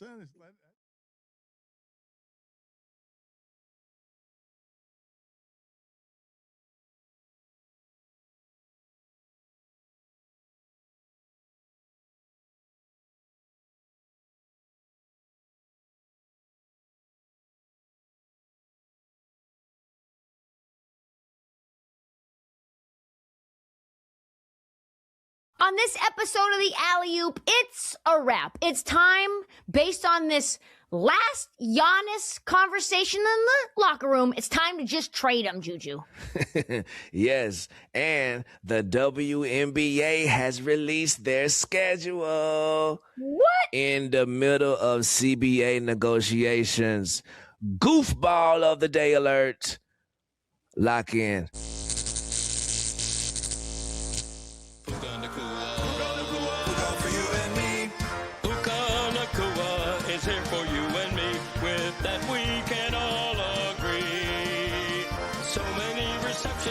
Had the perception that he could become the MVP. We should all anticipate this because he's got precision greatness echoing throughout eternity. Sanford throws a frozen rope in and improvements hands are open. It's a touchdown for you and me. Everybody do the puka polka. His quarterback is not named Tagovailoa. So come along now, rise and shout to the whole world about for you and me. That is the Puka Polka. I would like to never hear it again. Do you guys have an explanation for how it is that the Rams do that? Like where they can just replace Cooper Kupp at 2,000 yards for a season, no look passes in the Super Bowl, and then I don't think anyone had Puka Nacua being this. In his last game, it's a surprise that Puka Nacua only has 4 catches. I gave the stat earlier in the show that the Seahawks haven't allowed a 20-yard play on defense in more than a month, but when they last allowed it, it's because you cannot stop Puka Nacua. They will target him 18 times a game. They will get the ball to him 10 to 12 times a game, and I think it's pretty rare to have a player like that nobody thought would be unstoppable coming out of college being totally unstoppable. Do you guys feel like that's just the combination of McVay having the Hall of Fame quarterback and that he'll figure out a way to do that with whoever his number 1 wide receiver is? Yeah, I think it's equal McVay and Stafford. I think you got to have the quarterback. And he did it with Goff. Yeah. He did it with Goff when he rescued Goff's career, made it to a Super Bowl with Goff. There's just incredible alignment between the head coach, the quarterback, who's an extension of the head coach, and also the front office that does a really good job of not just scouting, but scouting specific to their team, their identity, and for what their coach needs. He puts a value on wide receivers that can block downfield. Speed isn't so much like something that they value. They like it. They have Tutu Atwell, who's obviously super fast, but they scout specific to what the coach wants, and they go out and find these gems that fit perfectly. Like, you don't believe that Nacua would do this with another team, right? Well, I just find that part fascinating, right? I find fascinating the idea that they can just turn Cooper Kupp into something that's never been seen in the history of the league, where they're playing in a Super Bowl and they're literally winning the Super Bowl when all of us and the Bengals know, oh, look, all their receivers are hurt. Clearly, Stafford is going to go to Cooper Kupp here. Look at this. Stafford is doing no-look passes in a Super Bowl to Cooper Kupp, even though everyone in the stadium knows that the only healthy thing the Rams have left is Cooper Kupp. And I don't understand how it is that one coach can do that and none of the others can. None of the others can do that. I can understand it. In every walk of life, there are people that are better at their jobs than other people, and it makes sense that at football, Sean McVay, for my money, is the best. Like, Kupp and Nacua are not similarly built, right? Cooper Kupp's significantly bigger, well, right? they're both very physical receivers, and what Mike says is true about they get receivers who can block. Like, many of the things that they do everywhere on the field are helped by the fact that their receivers can block. Puka Nacua has said, because of the style of play, that he's going to be done before he's 30 years old, because that is a very difficult way to play football. The way, I mean, they've got 3 tight ends, and I don't know. Higbee to me is just somebody who's an assortment of junkyard parts where you just put, I'm expecting sort of a carburetor to be somewhere in the temple of his head, because he's just, the way they play is unusually physical. But now they're going and running into a team. This is funny to me, right? That I've got Jared Stidham playing in a championship conference game. And the thing that I think is most untrustworthy this weekend is that Sam Darnold's going to screw that up, right? And I don't think I'm alone in sort of having the doubt that everything that Seattle is going to get undermined by the fact that the Rams have a quarterback who is better. And, in fact, the Seahawks are 8-0 in their last 8 games. The Rams are 5-3 and have a lot of weird losses. But that spread is 2.5 in favor of the Seahawks, when normally if the teams are even, the spread would just be 3. And I believe Sam Darnold is the reason for that half point. Just a general distrust of Sam Darnold. I mean, I felt that way last week, too. I thought the 49ers were going to win that game. See, I didn't think that, just because every year for many years I was fooled always by the fact that the wild card team looks good during wild card weekend and then goes and plays a team with a bye, and that bye is, to me, the biggest advantage that there is anywhere in the playoffs. Like, anywhere in the playoffs, the bye of a better team is good enough to get an extra week of rest, and the 49ers expend themselves that way to get past Philadelphia. I'm generally going to assume that the following week, the team with the bye is going to drag the lesser team. But I had to learn that the hard way. It's only because I was wrong for several years and always getting infatuated with, oh, look at what Josh Allen does in Jacksonville. That's going to carry over. And then it doesn't carry over because I don't think that there's a greater advantage that the Patriots took advantage of in 25 years of 20 years of Belichick and Brady than get the bye, make sure you have the home game, and make sure that whatever's coming into your stadium for the first playoff game of only 2 you have to play to get to the Super Bowl is a broken team that had to play the week before. Yeah, it's odd that the Broncos are perceived to be the broken team here, but yeah, the war of attrition, we know how physical playoff games can be. You're usually picking the bones off an opponent that's pretty soft. I think that the only thing keeping me from picking the Seahawks in this game is the distrust of Darnold, because it's usually too much to ask of any football team, no matter how good, what you're asking of the Rams, which is go win 3 road playoff games. Like, it's just a giant ask, and it's a giant ask because Stafford's fingers were hurt in the first of those games. Just the amount of damage done to the human body makes it hard for me to look at this game and analyze it accurately because I've got such a pervasive mistrust of Sam Darnold. The last time I had this mistrust of Sam Darnold, the Minnesota Vikings, who were 14-3, went on the road and lost 27-9 because the announcers were screaming at Sam Darnold because he was seeing ghosts. He's holding it too long. Just run. Throw it, man. So let me get this right. The only reason that gives you pause to pick the Seahawks straight up is throw it man Sam Darnold. What about Oz the Mentalist picking the Rams versus the Broncos before the season started? Glad you brought that guy up. No. What's up with that guy? We've had him on before. He goes everywhere. He impresses everyone. He's one of two things: the biggest fraud ever, or a warlock. I think it's a second one. Yeah, like it's one of those two. All right, I've seen enough. There's no middle ground here. All right, as someone that has traditionally watched a lot of AFC football on CBS, I've seen the promos for The Mentalist. All right, I know that there's a thing there. Really perceptive people that ask you a bunch of questions, but how did you nail the Broncos? It's cool to go inside the Rams training staff, ask questions, and yeah, you took a real reach there. This Rams staff and players, they're good. But how did you get Rams Broncos? If Stidham does this, guys, the government needs to call this guy in and make him a part of some special force. That's not that hard these days. But he needs to be, like, protecting us. Oz the Mentalist would be picking the Broncos, and so too would Greg Cody of the Miami Herald. Greg Cody has put in print that the Broncos will indeed beat the Patriots, and Oz the Mentalist is somebody, and you can find many videos of this, and I'm sorry if the algorithm grabs you after you've done it, but Oz the Mentalist shocking people is something that is all over the internet. Shocking credible people with things that they don't understand how he gets right.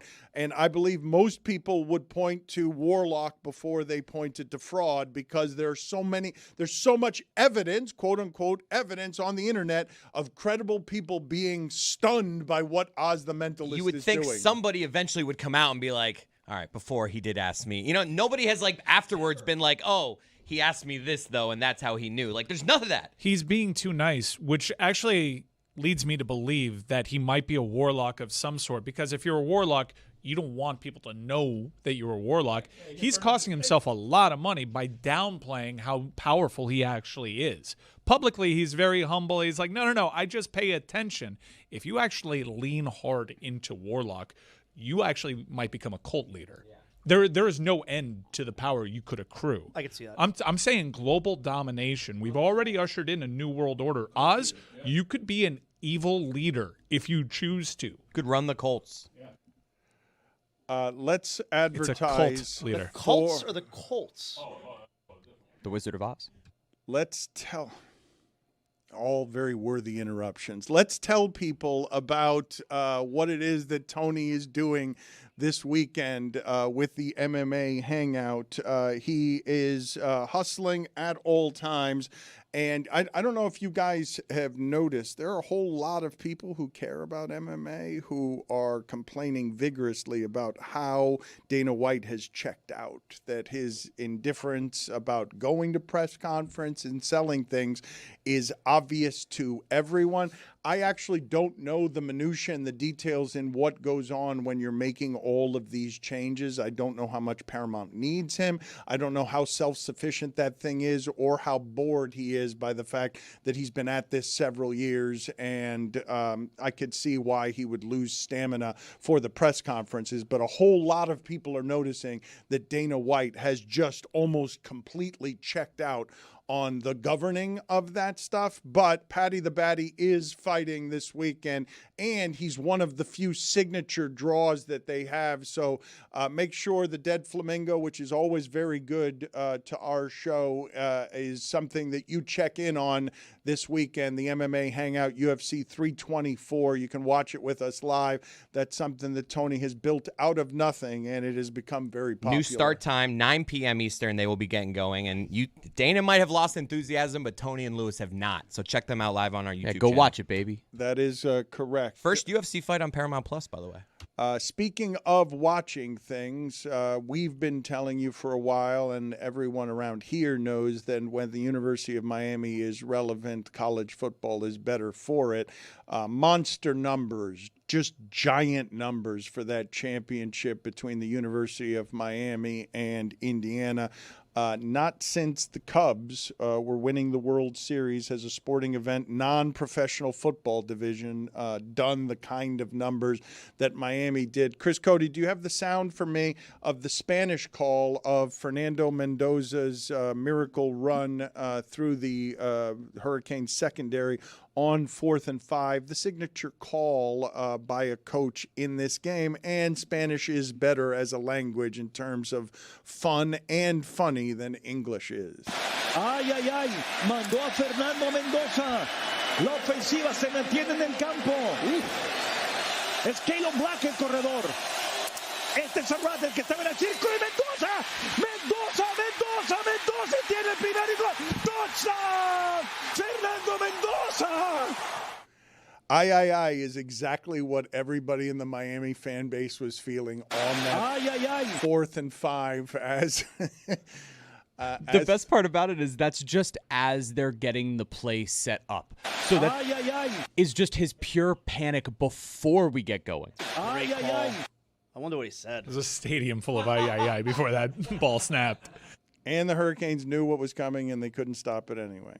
Like, they knew what was coming. Yeah, they just got the call in too late, according to Corey Heatherman. It's an all-time play in the history of college football. Like, when they put out a montage of national championship game moments, that's up there. I saw him talking Fernando after the game, and that he's like, if it was zone, I'm running. If it was man, I was going to pass. But the Hurricanes disguised it, so he wasn't sure. So he just was like, I had to trust myself and go for it.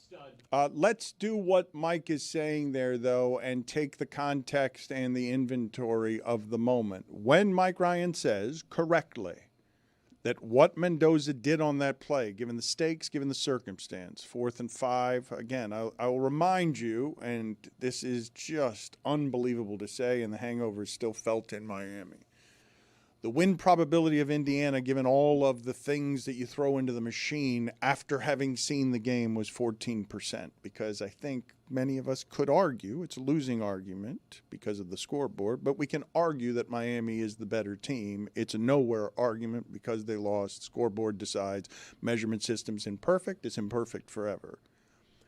Indiana had 2 touchdown drives in the game. One of them aided by multiple third down penalties. The other made possible by 2 4th and 5 conversions. When Mike Ryan says it's a play for all time, he's got it right. But what are the others that go in that discussion? When you think of plays for all time. Vince Young? Yeah, Vince Young's run-in, the penalty flag on Miami in the Fiesta Bowl in terms of like championship game moments. You think other people think about that? I'm not sure.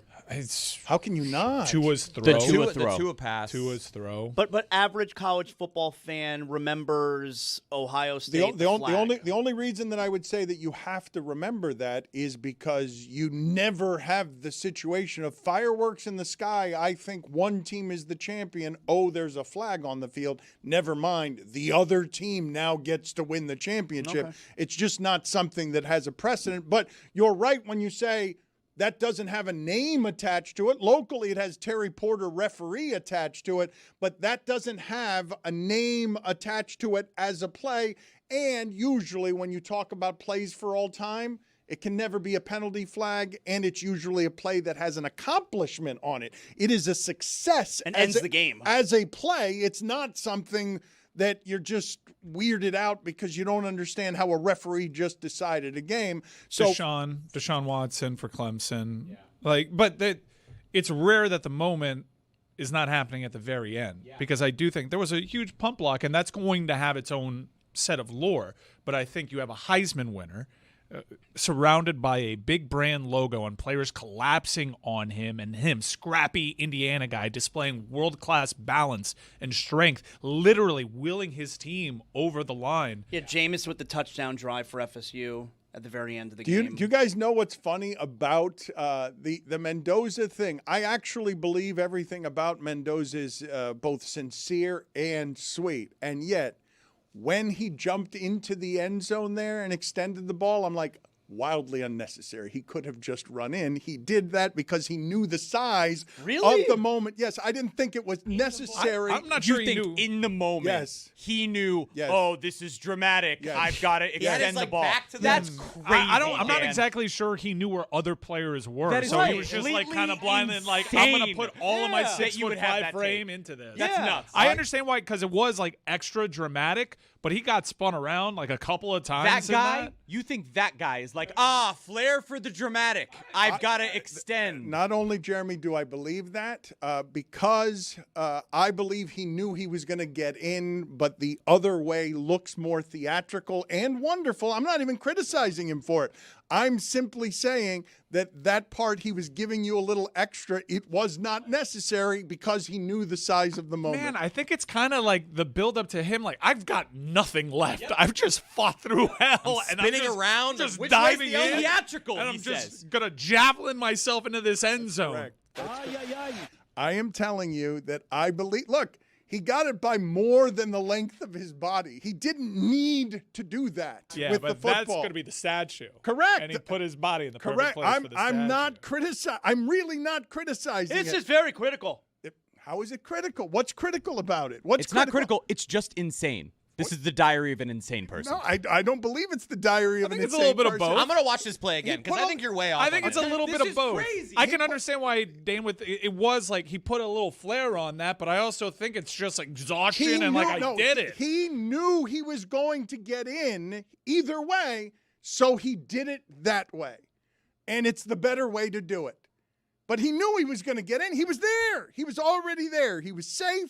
And he was You're fine. making it seem like he's breaking down the sideline and had it the whole way. No, what I'm saying to you Can is... we get the telestrator he's got out? like 6 guys around This him. is nuts. Can we get that play on the telestrator? I don't believe I don't we're think we allowed. can, yeah. I believe Just we a can still? We can do the still. Maybe Dan will recreate it back there. We can do the still if you guys want. But I believe he put a little extra mustard on it. What's wrong with that? A little extra sauce on it. A little extra theater on it. You guys are all disagreeing with me on this. Everyone, I am alone in this opinion of thinking that Mendoza put an extra little spice on it because he could, because it's wonderful to be him.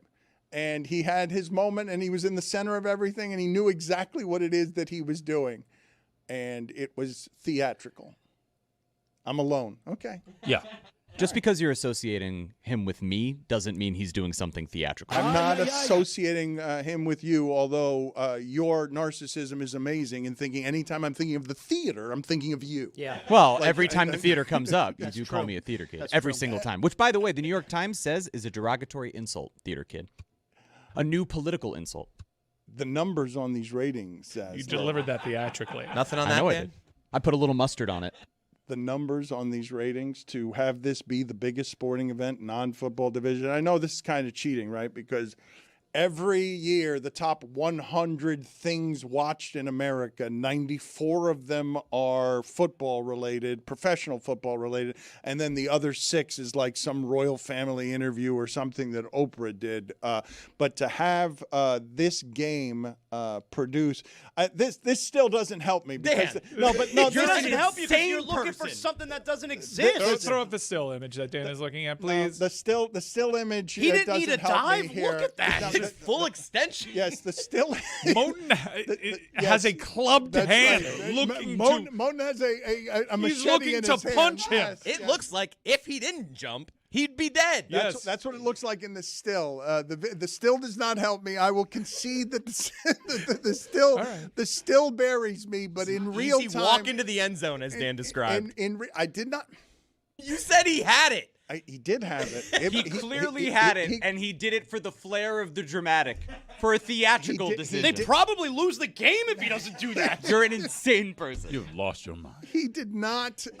This does not help is me. looking to destroy him. I will grant you that this one does not favor me. This, in terms of circumstantial evidence, this particular photo does not help me. But still not helping. He's getting hit from the side. He could have just run right in. Could have run right in between all of them. Could have made it standing. Your conviction is dwindling. So you think this is like the guy who dives into first base for the flair of the dramatic rather than running through the bag? That's what you have this as. He knew he was going to get there, and he was going to get there, whether he dived or not. The numbers, though, on the game. Why do you think that is? Because this number is insane.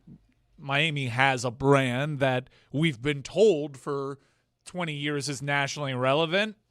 I guess the Miami U helmet does mean something. A lot of people have suggested the Indiana story has gone there. I think it's a combination of everything. These were 2 great stories, and obviously the most important component is the game was good. I think you're discounting the bump that it got from Dominion.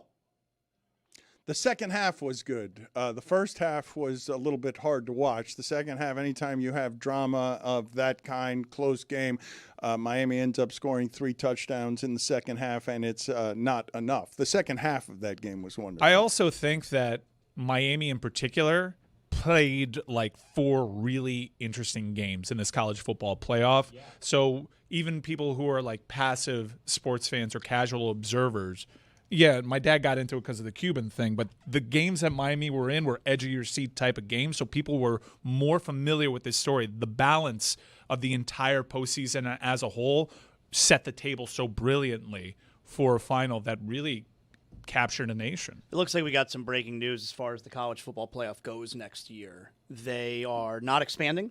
It's going to remain at 12. The top 4, the 4 Power 4 conference champions are guaranteed a spot in the top 12. Duke, of course, was not guaranteed a spot this year. They're going to be guaranteed a spot this year. The group of 6 champions guaranteed a spot, and, of course, Notre Dame with the bullshit if they're top 12. They should keep it at 12 because there were 6 teams that were worthy of winning a championship among the 12, and we allowed 12 in. But there weren't 12 teams playing extra games at the end of this season that could have won the championship. There were a bunch of teams in there, half the teams, that couldn't win the championship. Yeah. Alabama, Oklahoma among them, by the way. I'm not just doing this with James Madison and Tulane. I think hopefully the lasting legacy from this, outside of what it's done to the sport, because the sport has insane juice right now, is it did, I think, firmly chip away at this SEC narrative so that the next time, you could certainly argue Notre Dame deserved to be in over Oklahoma and Alabama. I mean, the next time this happens, people are going to remember that. I do think this is really crazy though, as a backlash, right? That Duke should have been in a team that lost 5 games, and not James Madison, who scored 34 points against Oregon, more than most of the teams that they played. Okay, but still more than most of the teams that they played. And by the way, Indiana is basically James Madison. All of their difference makers, all of their coaches came from James Madison 2 years earlier, and yet we're just going to say, oh, nope, because we don't like the uniform, those are the teams that shouldn't be in. It's garbage. All of you are calling me crazy. Look at this still now. If you're going to use biased stills that favor or support arguments only, you tell me this is where Mendoza, and I saw it. This is what I saw. Look, he's looking at the end zone out of the corner of his eye, and he's like, how do I do this? Do I run in or do I just dive? Let me get my Heisman moment here. His legs, his Look hips at him. are turned the other way. Yes, but look at Moten's where closing his head on is. him. Look at where his head is. And This I'm sorry. doesn't. No, I'm sorry to exclude the audio audience this way, but look at his head. He sees it, and he's like, right there, he's doing the calculation. I could go in normally, or I can do this dive He's that being makes tripped up. That makes He's everyone being remember me chased. for all time. Look. I love how Dan has him like he could just like Look at dance him. in Look at him. He's looking out of the corner of his eye. as if he could just like Yes. His show feet us- are he could- tangled, he and the could- only way he could get in is by jumping. As if He could could do-si-do if he wanted Greg to. Cody his Oh, not legs do-si-do. He could do-si-do. He could spin around. Yes, he could I do thought I saw Dan's side. I'm off that. His body's turned the other way. I want you to look at what you're seeing as a threat at his feet is a hurricane who has been pancaked. What you are seeing at his feet as a threat is a hurricane who's on his back with no ability to make that tackle. He has hands. He could trip him up. Moten He's has spinning the other way. Full head of steam. There is that. He has, and his legs are actually pointed towards the end zone where Mendoza's aren't. Going in. He could have. That is, he could have done jazz hands on the way Hello, in. my baby. Hello, my Instead, darling. he decided to dive in theatrically. Moten coming back, by the way. Good for him. Good for us. Let's play. No, I wasn't saying that Moten coming back is good for you. I was saying that Fernando Mendoza, good for him that he chose to go theatrical. Yeah, because there. that was certainly not good for me. It's a play for all time, at least in part because he chose to go theatrical. It's a less impressive play if he doesn't. If he runs in standing up, are you remembering it the same way? The answer is no to that. Yeah, he broke like 4 tackles. Yeah, but you're not remembering the play the same way if it doesn't conclude with the punctuation of a dive. It's why I think Mendoza's going to be a great pro, because Miami kind of turned him into Cal Mendoza in that game. He's not playing his best football at that time, and the pros is all about overcoming those little moments of adversity and still putting the team on your back when you don't have your best. I came away from this entire season as impressed as I could possibly be with Mendoza.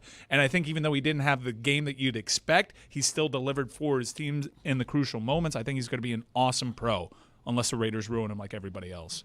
Let's play some sound here. I don't know how you guys feel about this. Many people have been in my circle texting me saying that Tom Brady has gotten a lot better, and I believe what's happening there, even though he probably has gotten a lot better, at least in part because he couldn't have gotten a lot worse, is that he's now being compared to Romo, who has gotten a lot worse. And here's Tony Romo talking about Josh Allen. Here he is calling a play and calling a game involving Josh Allen. Go ahead and watch Mahomes right here. He's going to go ahead and get back and look. What the hell? Tony Romo, have you guys noticed the slippage? Because there were the reports about 18 months ago that CBS had to stage an intervention, that Romo was golfing too much and not concentrating on the broadcasting enough, and that he was being less than workmanlike when it comes to the things that are required, the discipline that's required from these announcers. You can't just go in there and wing it. You have to work at it. Right. We're on these devices that have a hell of a lot of influence. So I can't tell if I'm being swayed by other people noticing that someone's gotten good and bad, because it's kind of timed out the same way. Is this confirmation bias? But yeah, I'm finding myself being annoyed by Tony Romo during these broadcasts and longing for the dude that was there before. Also, while that's happening, I am noticing Tom Brady's not talking as much. And I'm liking the stories that he's given me. And I think that the perspective that he's given me in these games is starting to get better. And now I'm starting to associate his voice with bigger games, which was also kind of foreign to me. But I don't know if I'm just like reading awful announcing and being like, they're making good points. For me, it's just proving how good Buck and Aikman are. Like, they are just the best. Well, you want to talk about that. Have you seen the numbers for the Manning cast? Down. Huge. Down huge. Yeah. You could always count on 1.5 million more people watching. Now, I was watching the Manning cast even while I was on the air saying, I don't think this is as good as everybody's making it out, but everybody was heaping praise on it, in part because ESPN's Monday Night Football booth was bad. You get Aikman and Buck in there, it's 600,000 people watching the Manning cast. Like it's cratered. I've never actually watched Manning cast. Like I've seen clips, but I don't watch games. Like I have to watch the actual game. I don't watch games like that. I watch the regular broadcasts. And I would also add, none of this stuff bothers me. Like people, they don't like Romo. They don't like Brady. They complain about Collinsworth. None of this stuff ever bothers me. I'm never watching the game be like, oh my God, this guy again's on the call. I can't stand it. Okay, but that's you, because I would say that in my history covering sports, there's very little that is more consensus unpopular than whoever is doing the broadcast on the game. I don't understand the distaste for Collinsworth, but I will not say that there is not a distaste for Collinsworth. The thing, though, that I find interesting about this is that the broadcast is so sacred that people don't want anything that's new, and I do. Like, I like that Netflix is trying to talk to Emmitt Smith or Clinton Portis during the game because they're trying to give you something that's different. I like the Manning cast attempts, just like I liked Dennis Miller and Tony Kornheiser in the booth. But I am in the minority, as I am with the theatrical Mendoza diving at the goal line. I'm in the minority because people do believe that the broadcast needs to be sacred. They just want big and epic. They want Joe Buck and Troy Aikman to do it. That's not what I want. I don't want Joe Buck and just Troy Aikman. I want my sporting broadcast to evolve beyond the way it's always been done.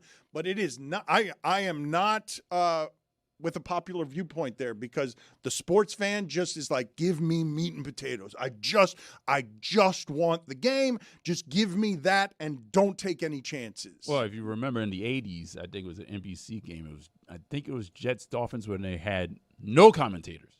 It was just game footage and game sound. Do you want that? No. I want you to take risks and to entertain me. I thought this is one of the things that's confusing about it to me, right? We live in an age where we all have a bit of ADD. We need extra stimuli. We need to be watching this and have our phone and have our computer and have 4 screens on. We want more, but not when it comes to the football broadcast. It's not true when it comes to the football broadcast. Somehow, 11 minutes of action, which is all that a football game gives you, 11 minutes of game action, 3 hours, and all you're getting is 11 minutes. People want less. People do not want anything other than give it to me the way that I've always gotten it. And to me, it's super weird because it doesn't run parallel to anything else in entertainment. Everywhere else in entertainment, you want more. You want more things. You can't get enough of more things. The Manning cast is an example. Now, I don't think that's done all that well because Eli and Peyton are only so interesting. Like, I do think that people underestimate the fact that performers on television have a skill set that former athletes might not have. Like, content makers who have made content all their life are going to be better at the making of content than athlete X who's been doing something else the rest of his life. I like sidecasts as a concept. I think they largely exist for social media traction. They live for moments, big reactions to big moments, because when your team's playing in that game, you search that stuff out. I do like All 22 and StatCast as a second screen experience. I'm with Dan in that I want more chances being taken, but I want them being taken by voices that I associate with big-time moments, because watching broadcasts are nostalgia. And it took a minute for Fowler to get there. I wasn't the biggest fan of Fowler calling the games, but he was doing it from a place in which his voice was still always associated with big-time college football. So it wasn't that hard, and he's also improved at that sport. I love knowing that, when Tirico and Collinsworth are on a game, it's going to sound big and people are going to have their opinions, but Chris Collinsworth laughing, there's a nostalgia to it. It's stuff that you miss. Just like John Madden, I don't know how it would work today. I mean, the guy's making crazy noises. He's an older guy. Like, I'm not even sure how that would land, but people love the character of John Madden. The thing is, though, what's super unusual about football is that outside of what it is that you're presently saying, that people are now rejecting the Manning cast, usually football is so enough that it does not matter who's broadcasting it or what's happening around it, because Seattle Rams is something that people are going to watch, and it really doesn't matter if we do it the way Roy is saying of make the broadcast totally silent. People will complain about it, but they'll stay there, and that game will do monster numbers. I don't understand that take. I really don't. I hear you. The Manning cast is proof positive as to why the broadcast matters. Yeah, but imagine, because they had more than twice the audience for that Manning cast, Mike, and I was one of those curious people because I hated the ESPN Monday Night booth. You're missing my point, though. It's because you've got multiple options, so people will select the one they're used to. If the Manning cast is all I gave them, that would be doing the monster numbers. If the football's always enough, the football doesn't need anything else. Right, but Monday Night Football's ratings have gone up since Buck and Aikman have been there.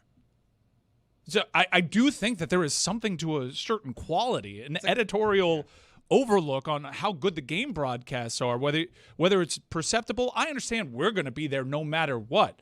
I'll do that weird thing where there's no sound at all. I'll be there no matter what, except for the AFC Championship game. I'm not watching that shit. ESPN's pregame and post has improved, so I feel like that it's For not sure. all Aikman. No, and Buck, no, and its games have improved. Look, this has more to do with Mike McQuaid than anybody at ESPN, because what they produced on Saturday playoff football was so much bigger than the bad Texans games that I've been watching for I don't know how many years of Saturday football, wild card football Texans. How does that franchise always do it? They always play playoff games that I don't want to see.